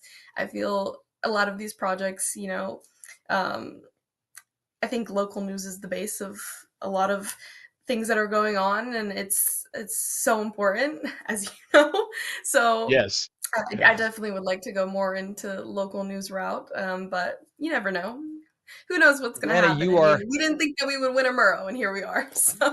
anybody, So let me just say this, and I'm not blowing smoke. Any local news operation that gets you is very, very lucky. Very thank lucky. It's not often that you get an Edward R. Murrow winner coming in saying, "I'd like to work for you." Before you would finish your sentence, I'd say, "When would you like to start?" That's how I would hire you. Listen, I'm sorry, I worked at Channel 7. I worked at an NBC affiliate upstate. I worked at CBS ONO in Miami. I worked at Fox 5 in New York. I worked at all, and I'm telling you, they would go crazy to hire you. You will. The only thing I pray, because the industry is contracting so much right now, I just pray that it is there in some form for you, for at least a time for you to enjoy it, because I hope you have as much joy as I had working for the mainstream media when I did. I really hope you enjoy it and you get that time. Right now, it's contracting so fast. If worse comes to worse, it's changing. And there are channels like this that are starting all over the place. So at least you'll have another opportunity that way. But I just want you to experience the fun and the enjoyment of putting together on deadline a TV news show on a daily basis. It's the best experience in the world. So you're just amazing. Any other awards in your sights? Are you looking on now that you have the Edward R. Murrow under your belt? What else would you like to go after? you know, you never know. We won a college television award, college Emmy for the Arizona project as well. So, I wouldn't mind the real one, the national one. So, let's hope for that. But I'm kind of content where we are with standing with these projects. It's not a bad feat to start. So let me remind people. So now you've won. There's really only one other award, you know. I mean, you won the well, maybe two. You have the Associated Press Awards, but you've won an Emmy and you've won an Edward R. Murrow. The others would be obviously Associated Press, and I'm of course forgetting the name of the really it's more of a print journalism award. But those are the big ones. I mean, you got them all. Yeah. So God bless you. If by the way, and I'll say it live on as we're online here on the air, if you ever want any advice from old timer me, feel free to reach out to the station. I'd be more than happy to sit down and talk with you if you ever need connections or whatever. Thank you, Ken. It I might hurt appreciate you. that. It might hurt you if you use my name these days, but nonetheless, if I could help out and make some connections, I'd be more than happy to. Edward R. Murrow Award winner. It sounds so nice for student journalism. Recent MSU grad Daniela Denny. Is it Mazariegos? Do I have it pronounced properly? Or Have do you it say perfect, Ken. Mazarigos? Right. Thank you. Want to make sure I got it right. Thank you so much, Danny, for joining us. Come back again. All the best to you in your future career. You will be very high, soaring very, very high in that career. We were lucky to have you on today. God bless you. So much. Have a good one. All right. Thank you. Amazing, amazing woman. 8:17 right now. We have 69 degrees. When we come back, New Jersey's own Tris Pharma marks a major milestone. We'll take you to the gala. Some patchy fog this morning, mixed sun and clouds today. Highs in the low to mid 80s. Meteorologist Mike Favetta returns with your full Garden State forecast. And we'll take calls at 888-658-0234. You're watching On New Jersey Mornings. We have not won an Edward R. Murrow Award. Don't go away. We'll be right back.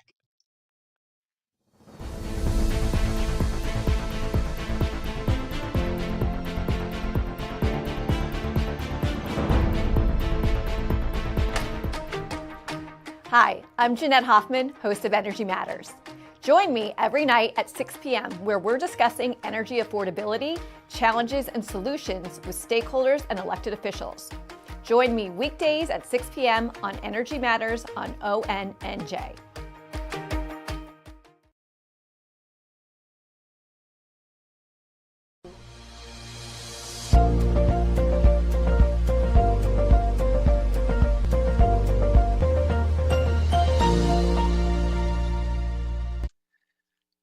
Welcome back to On New Jersey Mornings. I'm Ken Rosato, 818. We're taking calls at 888-658-0234. Some patchy fog this morning. Most of it's burned off, though. Most of the areas. Mixed sun and clouds today. Highs low to mid 80s.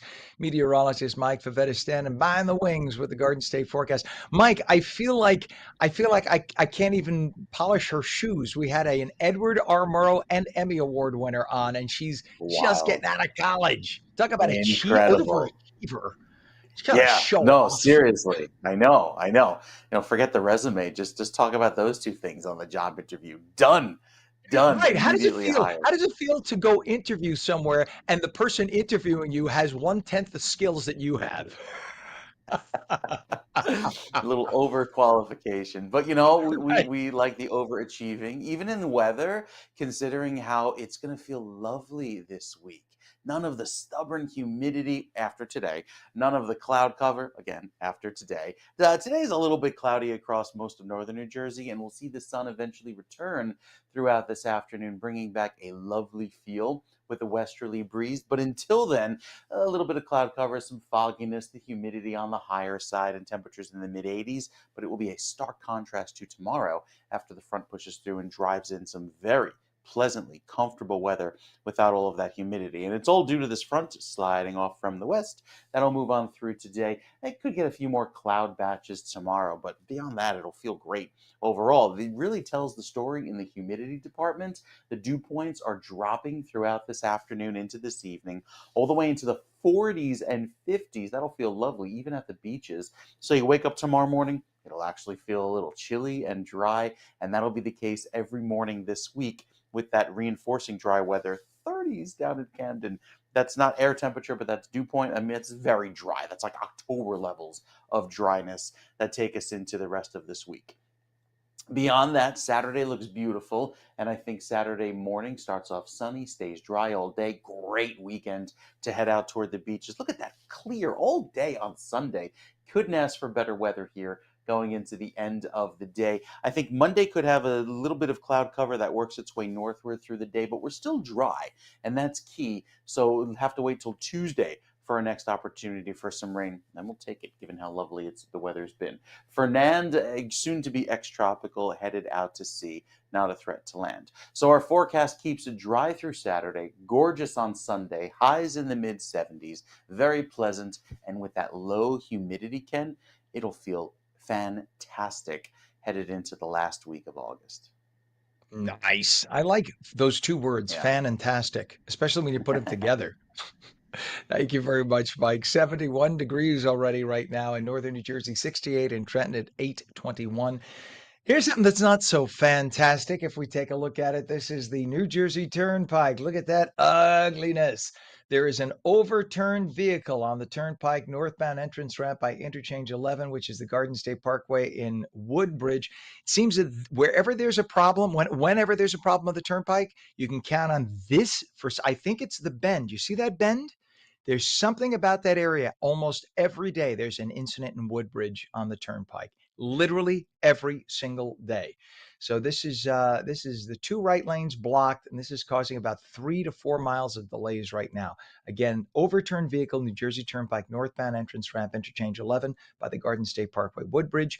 2 right lanes blocked. We have a down pole right now, Route 17, both directions, south of West Ramapo Avenue, Ridge Road, and Mawa. All lanes are closed there, and a crash and a down pole on North Avenue westbound to Kaplowski Road in Elizabeth with a right lane blocked.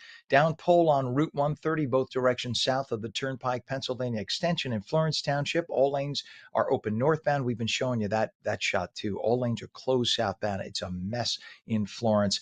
And the approaches to the Hudson River right now. The Lincoln Tunnel is about a 15 to 20 minute crossover time, 10 minutes at the Holland. Let's see if the upper lower level of the GWB has changed. It has not. So apparently there was an issue earlier on the lower level that has been cleared. We thought by now you'd see a buildup on the left side there of traffic, but apparently it's been cleared, so it's only 15 minutes to get into Manhattan, upper and lower level on the GWB.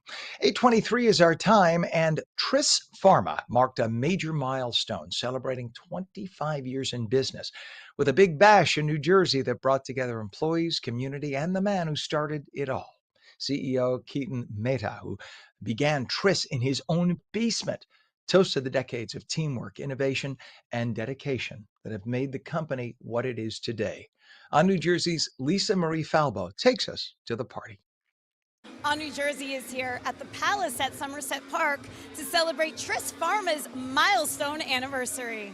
With 25 years in business, Tris Pharma marked the milestone with a celebration to remember. CEO Ketan Mehta, who started the company in his basement, says tonight is about honoring the employees who made this success possible. It is really all the people here make us really where we are. And thanks to the hard work, dedication, we are really able to grow and continue to really prosper. With more than 600 guests in attendance, the pride of the Tris family was on full display. It's very easy to get up every morning and work for a company like that. They treat people like equally, everybody. So I love it. Kaden, you have such a great company. I would always work for this one. After a night of dining and dancing, the company is already looking ahead to the next 25 years. I think our focus has been our R&D, the innovation, that we focus on the technology, and we have continued to develop using different products, opportunities. As Tris Pharma looks to the future, tonight's celebration is a reminder that dedication, teamwork, and family are truly at the heart of success. For On New Jersey, I'm Lisa Marie Falbo. New Jersey is very lucky to have Mr. Mehta and that company here. And talk about innovation, starting a company in your basement, and it's one of the most powerful and most successful pharmaceutical companies helping people in our country. Amazing. Congratulations to their anniversary. It is 8:25. Governor Phil Murphy expressed skepticism about fellow Democrat gubernatorial nominee Mikey Sherrill's plan to freeze utility rates in her first year if elected. So apparently they're throwing each other under the bus. Sherrill aiming to tackle soaring electricity costs. By the way, soaring costs that were caused by her own party because they forced the shutdown of 6 power generating plants because they were dirty before they could start green energy plants to take up the slack. Well, Sherrill proposed declaring a state of emergency to halt rate hikes the minute she gets into office. But Murphy questioned the feasibility, citing complexities with private sector energy firms. Because why couldn't he just do it right now, right? Sherrill's campaign insists that she does have the authority to act decisively, while critics, including Murphy and Republicans, blame Democratic strategies, or at least the Republicans blame the Democratic strategies and policies for the rate increases. The debate continues as energy costs remain a key issue in this year's race for governor. Bottom line, if you don't mind paying the highest electric rates in the entire Northeast, the northeastern 15 states of the United States, New Jersey has the highest per megawatt power rate because the Democrats forced the shutdown of all those power plants before they had green plants online. So if you think that's a good thing, then reward the Democrats by voting for Mikey Sherrill. If you think it's a bad thing, then don't do that. Simple as that. But you have people who just keep voting Democrat no matter what because they know no other way. You know what? Then stay home. If you can't vote Republican, stay home. 8:27. Republican candidate Jack Ciattarelli was in Ocean Grove over the weekend talking to supporters about some of the issues dominating the race, including energy taxes and even plastic bags. On New Jersey's Sean Thrunk was at the rally to speak to supporters and opponents. Very unusual event today. On Friday, August 22nd, Republican gubernatorial candidate Jack Ciattarelli threw a lawn party in Ocean Grove. Executive order number 1 on day 1. No town in this state will be a sanctuary city, and we will not be a sanctuary state. Executive order number 2, we're going to bring back to work all of our state workers. They're working from home post-pandemic. If any of you tried getting somebody on the phone, try to get issues resolved, you can't. Also on day 1, I appoint an attorney general that supports both police and parents here in the state of New Jersey. And when we talk about support police, what we're talking about is getting rid of cashless bail, which has created professional criminals. People have learned how to game the system. Talk to your local cops. Arrest, release, repeat is real. Those cops will take the handcuffs off, let them do their job, and mark my words, there'll be no flash mobs on our Jersey shore when I'm your governor. That attorney general also support parents. We're getting rid of policy 5756. If you don't know what that is, here's what it is. This notion of school districts keeping secrets from parents is immoral, it's indecent, it's wrong, it's dangerous. No longer will school districts be keeping secrets from parents when I'm your governor. You'll also get on day 1 of my administration, a new energy master plan. I'm never telling you what car you gotta buy.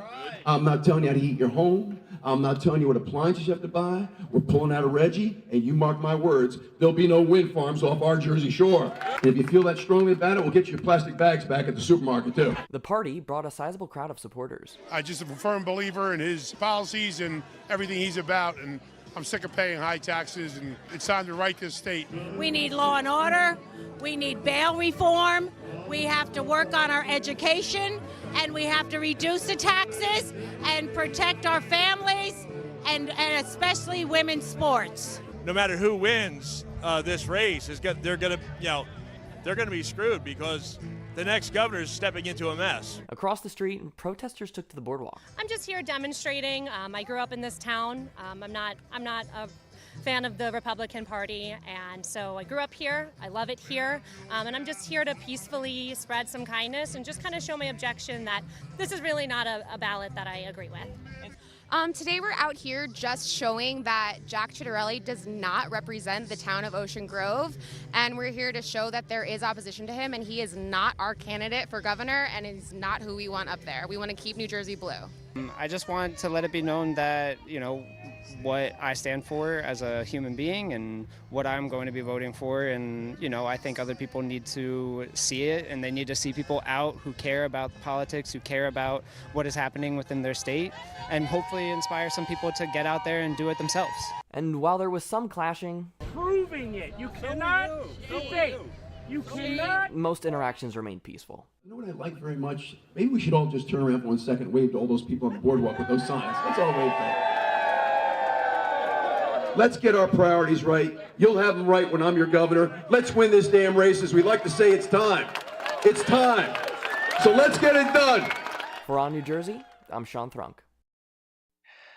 72 degrees at 8:30 when we come back. When you turn on all those protections on your smartphone, you have nothing to worry about because those big tech companies have to leave you alone, right? Well, not so much. Brand and digital strategist Fisher joins us to talk about how at least one major company wasn't following the rules. Phone lines are open, taking calls at 888-658-0234. You're watching On New Jersey Mornings. We'll be right back.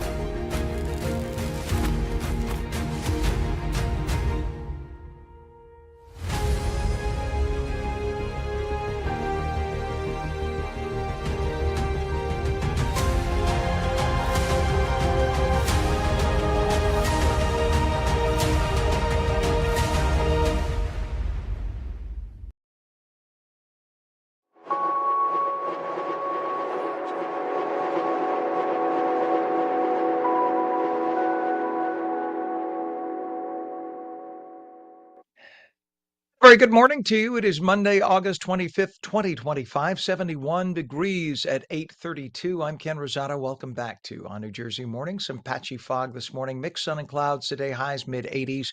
Meteorologist Mike Favetta with the detailed Garden State forecast. Good morning, Mike. Good morning, Ken. We've got a really decent day ahead with plenty of sun by this afternoon. A little cloud cover around this morning. You see that here on the visible satellite as the sun rises. Some of those clouds working through southern New Jersey and northwestern New Jersey as the front is slowly marching eastward, driving out some of that humidity and the cloud cover today. So we start our day on a pretty muggy note, but turn much drier and more comfortable by this afternoon, setting the tone for the rest of this week. That will send highs about 10 degrees cooler than they are today. Sunrise at 6:17, sunset at 7:39, so a much shorter day compared to earlier in the summer. And even as we head closer toward the summer solstice, we've got plenty of beach weather that's great this week. Today being probably our last day of the high risk of rip currents, thanks to the winds calming down and the ocean waves being much more relaxed by the time we get to tomorrow and Wednesday. Water temperature still in the 70s, so not chilly, but not terribly warm as compared to a few weeks ago. And with Fernand so far out to sea, it's not an issue for our New Jersey waves, at least going into the rest of this week. So big vacation week across New Jersey. Look at all that clear sky going into tomorrow. Likely some clouds by dinner time tomorrow afternoon, maybe a sprinkle up north, but nothing really to worry about. I think we're dry for the remainder of the week, thanks to this front doing a great job of clearing us out and bringing back plenty of sunshine throughout Wednesday and Thursday. Lots of clearing as well by the middle of the week.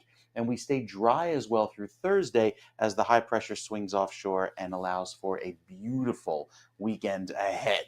So into the rest of this week, temperatures cool off into the 70s in the afternoon, upper 50s by Thursday morning. It'll feel quite cool. And then by Friday afternoon, warm to 77. So the weekend's looking great. Lots of sunshine on Saturday and Sunday with high temperatures holding in the mid 70s. And then a little taste of fall as we head into the last week of August. Lows in the low 60s, highs in the upper 70s, just running a few degrees below average. But the weekend, even down at the shore, mid 70s. Couldn't ask for a more perfect weekend weather. Remember, that's in the shade. It'll feel a little warmer in the sun. Beautiful all around New Jersey this weekend.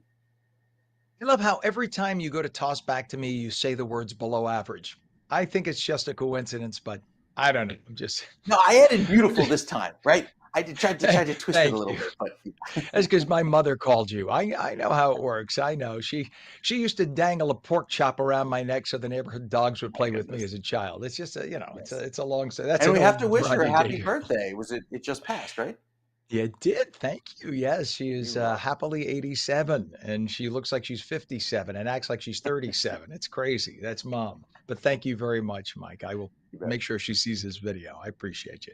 We'll check back, Mike. Thank you. It is 71 degrees now in northern New Jersey. We have 68 degrees in Trenton at 8:35. And in terms of traffic, check this out. This is the New Jersey Turnpike. Overturned vehicle now. Northbound entrance ramp by Interchange 11, Garden State Parkway in Woodbridge Township. 2 right lanes blocked. It's causing about 2 miles of delays right now. We have a down pole on Route 17, both directions south of West Ramapo Avenue and Mahwah. All lanes are closed. We also have a crash and a down pole on North Avenue, westbound to Kapkowski Road in Elizabeth with the right lane blocked. That's causing about 1 mile of delays through downtown Elizabeth near the airport. We also have a down pole on Route 130 in both directions south of the New Jersey Turnpike, Pennsylvania extension in Florence Township. The folks on the left side there, they are headed northbound. Those lanes are open, and that's no problem at all. But on the right side, those lanes are all closed. That is a main thoroughfare, and that's going to be for hours before they get that fixed. So just avoid that if possible. Your Hudson River crossings, Lincoln and Holland tunnels, both 10 to 15-minute crossing times. Your GWB, also about 15 minutes right now. We take a look at the 80-95 approach, upper and lower levels, moving just dandy. 8:36 is our time, and when you turn on protections on your smartphone to prevent apps and, more importantly, companies from tracking you or finding out other information about you, you would expect that would be accepted and followed, right? Well, it seems Meta is one of those companies, possibly a number of companies, that may have been ignoring your decision. Brand and digital strategist Fisher, who could be found on X, Threads, and Instagram with username @Fisher, and through his website, fisher.media, joins us now with the details. Good morning, Fisher. Good morning, Ken. So you use all these protections on your phone. You think you're fine. The big tech companies are going to ignore you, if you say you don't want your data being shared, et cetera. So what was going on with Meta? So a former Meta product manager claims that Meta bypassed Apple's app tracking transparency privacy protections that were introduced in iOS 14 back in 2021. The alleged bypassing was intended to mitigate an estimated $10 billion revenue loss due to Apple's restrictions. Now, you might remember this, and more if you're a tech geek like myself. Apple said that they were going to default asking to track to off. So by default, you are not allowing apps to ask you even, right? So you can't even turn it off if you wanted to. It's automatically off. So Apple's policy requires apps to obtain explicit user permission for tracking. And again, it was by default turned off, so Meta could not even ask for permission. You'd have to go into your privacy and settings, privacy and security settings on your phone and turn it on if you wanted to. Meta is also accused of inflating advertising performance metrics, misleading advertisers about ad effectiveness. Now, the product manager also claims he was fired by Meta for repeatedly flagging these issues, though Meta denies it and says that his dismissal was for unrelated reasons. The allegations were filed in a United Kingdom employment tribunal, highlighting a potential year-long pattern of deception by Meta. Meta allegedly used, and this is important because the problem isn't necessarily that they went around. That is because by default, you're saying, I don't want you to track my comings and goings on websites and apps and things of that sort.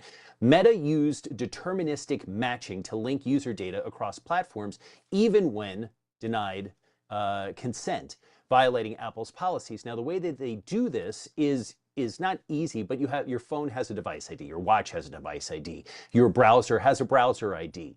We talked about this a couple of months ago. Some information like what Wi-Fi you're connected to, how much battery life is left on your phone, what type of operating system you have, iOS 16. Do you have the iPhone 15 Pro that's 15 inch screen size?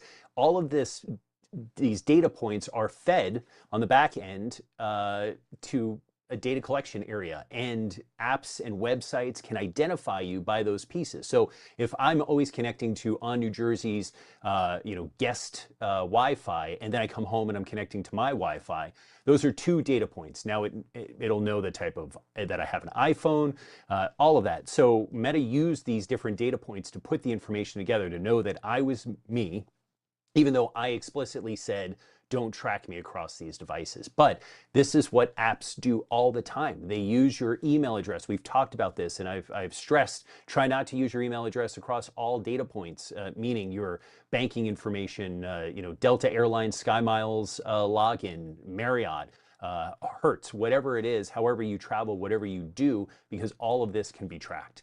And Meta just went around Apple's standardization of not requesting the data and used it, and then continued to match all the data behind the scenes as they do.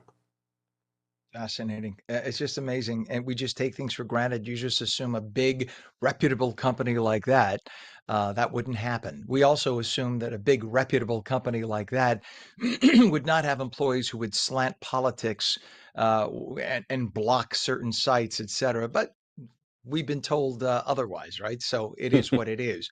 It is a private company. 841, and driverless taxis are coming to a city near us, like maybe New York. And what should we know and expect with the next Uber ride? So as of now, Waymo, which is Alphabet, Google's autonomous vehicles subsidiary, received their first permit from New York City's Department of Transportation to test self-driving in the city. So testing has begun already using 8 Jaguar I-Pace SUVs in Manhattan. So if you're in Manhattan or downtown Brooklyn, through the end of September, you will see those cars. They're the white cars with the lights and the spinny things on the roof. Now, by the permit, a trained safety operator, a driver, must remain in the driver's seat with at least one hand on the wheel at all times, as required by New York state law. They are not currently picking up passengers during this testing phase. They are seeing how it interacts with traffic and pedestrians and construction and all the things that make New York and all of our cities what they are. So it still requires a separate license from the city's TLC, Taxi and Limousine Commission. The company must regularly meet with the New York City Department of Transportation to ensure compliance and safety. Now, what this means eventually is, as it is rolling out in different cities, Phoenix, Austin, Atlanta, Georgia, is that eventually when you request an Uber, you may get a car with no driver, nobody in it.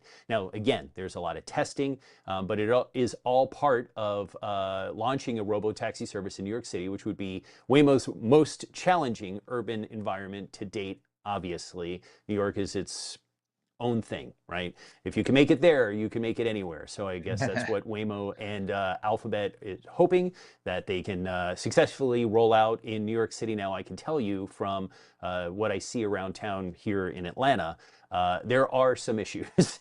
there are some issues with the car just randomly stopping. things of that sort. No, smacking into walls and things of that. But because of the way that Waymo navigates, it does cause some issues because the thinking on the fly, if you will, is not there yet compared to, say, a Tesla robotaxi. I love it. Well, I was laughing. I don't know if you saw my image there, laughing when you said that for now, as they test, the driver has to be in the driver's seat and have at least one hand on the wheel.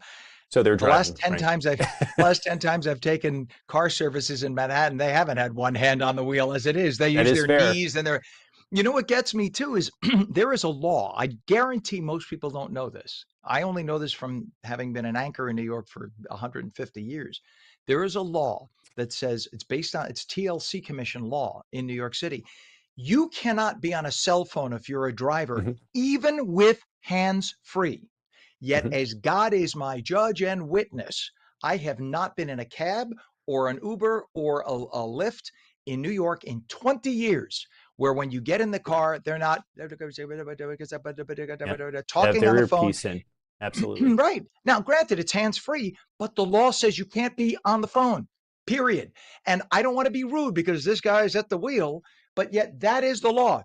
They don't follow it and it doesn't get enforced. So I'd be willing to see if this gets enforced. Well, I would think in the beginning it will, then we'll see what happens. So I think that the way that this works with the cars is the same way I think my car, and I'm sure your car, that you have the lane, to keep within the lane. Right. You can remove your hand and then eventually the car will tell you that you need to put your hand on the wheel again. So they probably have sensors. And then also because of the level of this autonomous driving, it's being reported back. So at least in this part, and again, they're not picking up passengers, they're just doing the mapping, the scoping, the testing. Right. So that's the important part too, is that everything is being reported back, compared to my Ford is not reporting back to Ford whether or not I had my hand on the wheel as I was going down the road and ignored it when it beeped or whatever. That I'm not saying I do that, I'm just saying as an example. But everything with this testing will be reported back. So I'm sure the requirements there are a lot higher, and also they're Google employees, so they're a little more than a typical just driver in the car. Gotcha. Well, I'm sure they'll be very careful in the beginning. We'll see what happens. All right. Brandon, digital strategist Fisher, who can be found on X, Threads, and Instagram with the username @Fisher, and through his website, fisher.media. Thank you for joining us this morning, Fisher. Thanks, Ken. You bet. It is 71 degrees right now in northern New Jersey, 68 in Trenton. When we come back, teachers get the royal treatment at one Seaside Heights destination just before it's time to go back to school. We will explain. Patchy fog this morning, sun and clouds today, highs mid-80s. Meteorologist Mike Favetta returns with the full Garden State forecast. You're watching On New Jersey Mornings. We're back in 30.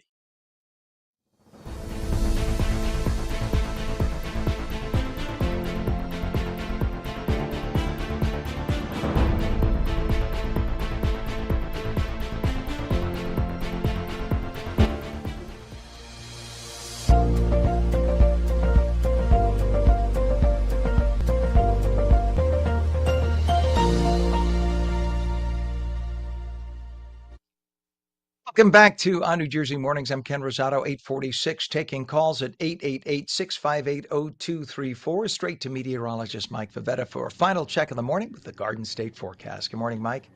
Good morning, Ken. It's going to be a beautiful day, a nice summery feel with the higher humidity, and then there I am. And then as we head to later on this evening, we'll start to cool things off a little bit, especially after temperatures that reach the mid-80s midday. We're back down into the upper 70s as soon as this evening with that drier breeze. Notice with the drought still going in northern New Jersey, this is a recurrence of the drought. That's a moderate drought up in northern New Jersey due to the very persistently dry weather over the last few weeks.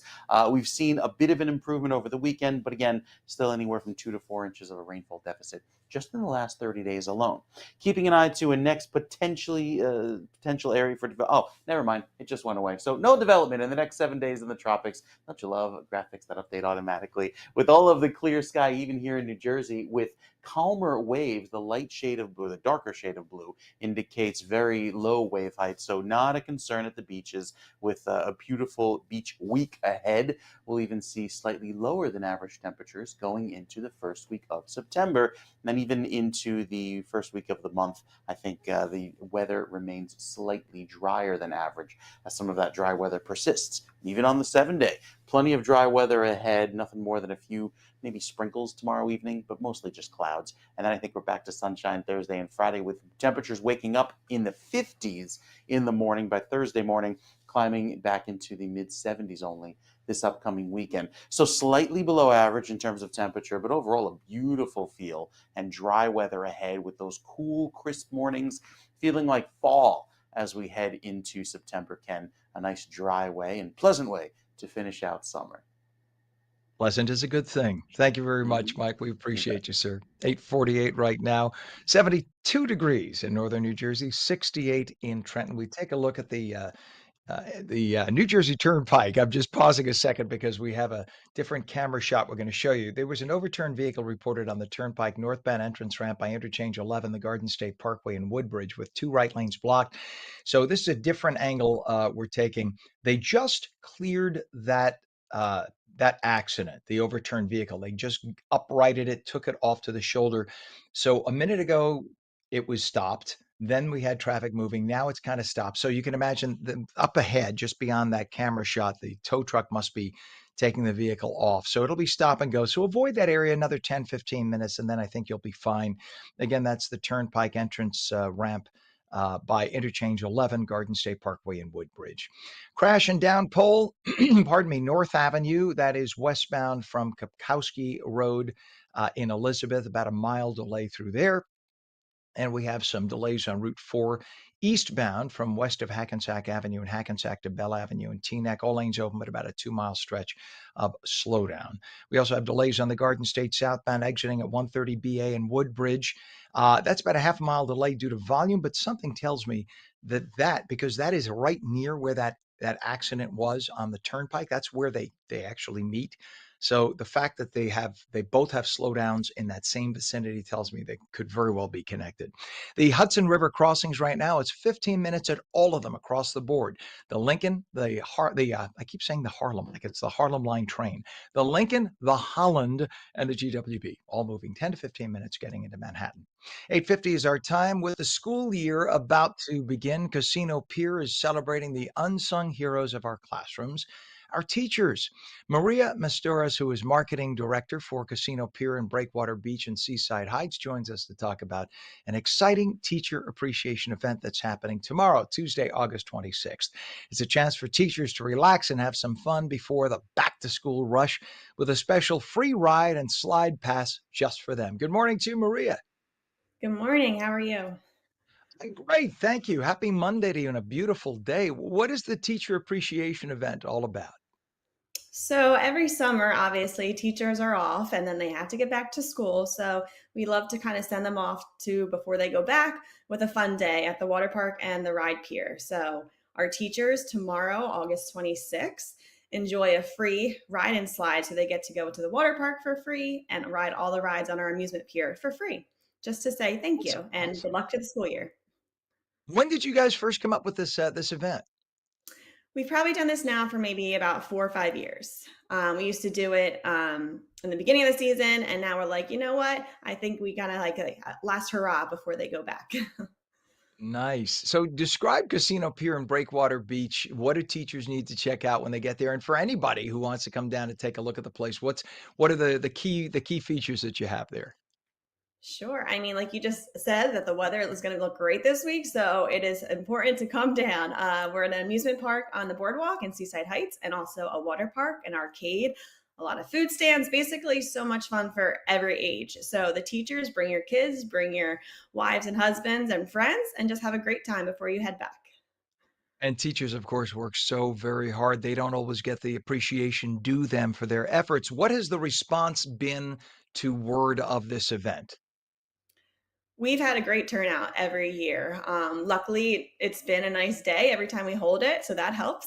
But I think the teachers really appreciate them being noticed and us saying thank you. So they have a fun day with their family and friends. It's a very nice event. Yeah. Sweet. And teachers are going to get a free pass, but there are also some deals, right, for family members who may want to come along? Yeah, we have an early bird special for our water park, our eat, putt, and play on the boardwalk. So there's a lot of other deals that you can find on our website for the rest of the family as well. And talk about some of the other events that Casino Pier has been involved with over the years. Sure. I mean, in October, we have a first responders touch a truck event that's really great. This is our last week of summer events. We have an a cappella group coming down. We have a lot of characters for the little kids. We've had so much dinosaurs and princesses come. So there's a whole lineup that we had a really good summer. And we continue it throughout the fall and the winter in the arcade. And what is a website so people can get more information, find out how to get there, et cetera? Sure. It's casinopiernj.com. CasinoPierNJ.com. When did you first come on board, and are you from New Jersey? Did you always know about the place? Because New Jersey has Yes. such great places like this. Yes, it does. I've been here now 12 years. I started actually right after Hurricane Sandy. I was thrown into that, so that was fun. But I've always Mm. had a shore house right in South Seaside Park in Midway Beach. So it was always growing up. My family took me and my cousins and my sisters to one day at the boardwalk. So I was always there growing up. And then for some reason, I saw this job 12 years ago, and I've been there ever since. So now my kids get to enjoy it. And Superstorm Sandy, though, did quite a number. What was it like when you first got there and you saw what the results of Superstorm Sandy were on the Casino Pier and Breakwater Beach? It didn't seem real. I mean, even like I said, going there when I was younger, I remember what it looked like. And then just getting there and seeing just devastation. Like there was so much destruction. But I'm lucky to work for a really great family that they rebuilt. And we came back the next July. So it was a lot of work. And every year since then, they've rebuilt new things, they've added new attractions. They're always up and coming. So it was a hard hit, but everything is back and wonderful. And everyone come visit. Amen. Yeah, when that storm, I remember I worked at Channel 7 in those days, and I remember it was an iconic scene. Everybody showed the water, the Ferris wheel Roller coaster in in the the ocean. water, and oh my God, that was just, and it just broke your heart because it sort of said that all the joy that everybody always associates with the Jersey Shore, it was like it was stolen from us for a short time. Yeah. And I mean, just it says so much about the resilience of people who live here, the people that own the place, that they weren't going to let that stop anyone. That New Jersey bounces back strong in a crisis, and you can't stop us. We're tough. We're tough people, and that's Jersey that. It's strong. so That was the beautiful. message. Amen. And it's the truth. It really is the truth. So, all right. So if I want to make a plan to come down this weekend, first thing I should hit when I come down to Casino Pier and Breakwater Beach, what's that? I mean, I would just jump right into the wave pool. I mean, the sun looks like it's shining. Why not cool off? Just jump right in and splash a little bit. I love it. All right, Maria Mastores, who is the marketing director for Casino Pier and Breakwater Beach in Seaside Heights, one of the iconic locations for New Jersey. Really, we're so proud that you are part of the state. Thank you so much for joining us this morning. Have a wonderful week. I was going to say weekend already. I'm thinking ahead, but have a I wonderful wish. week and enjoy the beautiful weather. Really, Thank you. absolutely. Thank you. Nice to Bye-bye. have you on. Thank you so much. Yeah, it's just amazing, when I remember, and I'm sure you all did too, to see the Ferris wheel in the water. It was almost like that scene in Planet of the Apes when they came upon what was New York, and you saw just the torch of the Statue of Liberty kind of rising up, and that was all that there was. And it was sort of symbolic of two things. It showed the collapse of humanity, but it also showed the resilience, if you will. Same thing with that Ferris wheel. You saw it just get eaten by the ocean in Superstorm Sandy, and at the same time there was a sort of resilience. It was like you took us down, but it's not totally down. If you remember, it was still sticking up out of the water, and that sort of said, "We're not gone. You may have knocked us down, but we're not gone." Just amazing that they were able to rebuild that park and make it so beautiful. Seaside Heights is so beautiful. The Jersey Shore is such a diamond, and we're so lucky to have it. So, meteorologist Mike Favetta, by the way, is telling us we're going to have mixed sun and clouds today. Really pretty day, not too humid. Highs in the low to mid 80s. So if you want to get outside and enjoy your lunch, that's the way to do it. Today is the day to certainly enjoy it because then things take a little change because it will get a little cooler through the week with some mornings. As Mike said, toward the end of the week, we're going to see mornings that start out in the 50s. And that's when you get that little taste of fall as the kids are starting to get back to school. Kids are already back at college. And that is going to be that for summer. We officially have another few weeks of summer, but unofficially, you know that once school starts, that's sort of it. By the way, Pam, do you like? I'm going to ask Pam. I know she drinks tea. Are you into pumpkin flavored stuff? I made the mistake of buying pumpkin flavored coffee. She doesn't drink coffee, but she likes pumpkin flavored donuts. All right. Well, I'll give you my pumpkin flavored coffee that I just bought and didn't like, and you can make coffee pumpkin donuts with that. How about that? All right. And that, my friends, is on New Jersey Mornings for your Monday, August 25th, 2025. I'm Ken Rosato. And remember, you can always stream us at ONNJ.com, Roku, Fire TV, News on, Samsung TV Plus, Apple TV, YouTube, Facebook, and X. And now we stream live on Substack, Rumble, and Twitch. All you have to do for Twitch is go to twitch.tv/on New Jersey. If you like what you saw, tell business, put us on in your business. Stream us free of charge all day long. We'll catch you tomorrow morning starting at 7 a.m. In the meantime, have a great day. Thank you so much for watching On New Jersey Mornings with Ken Rosato. We'll see you again tomorrow.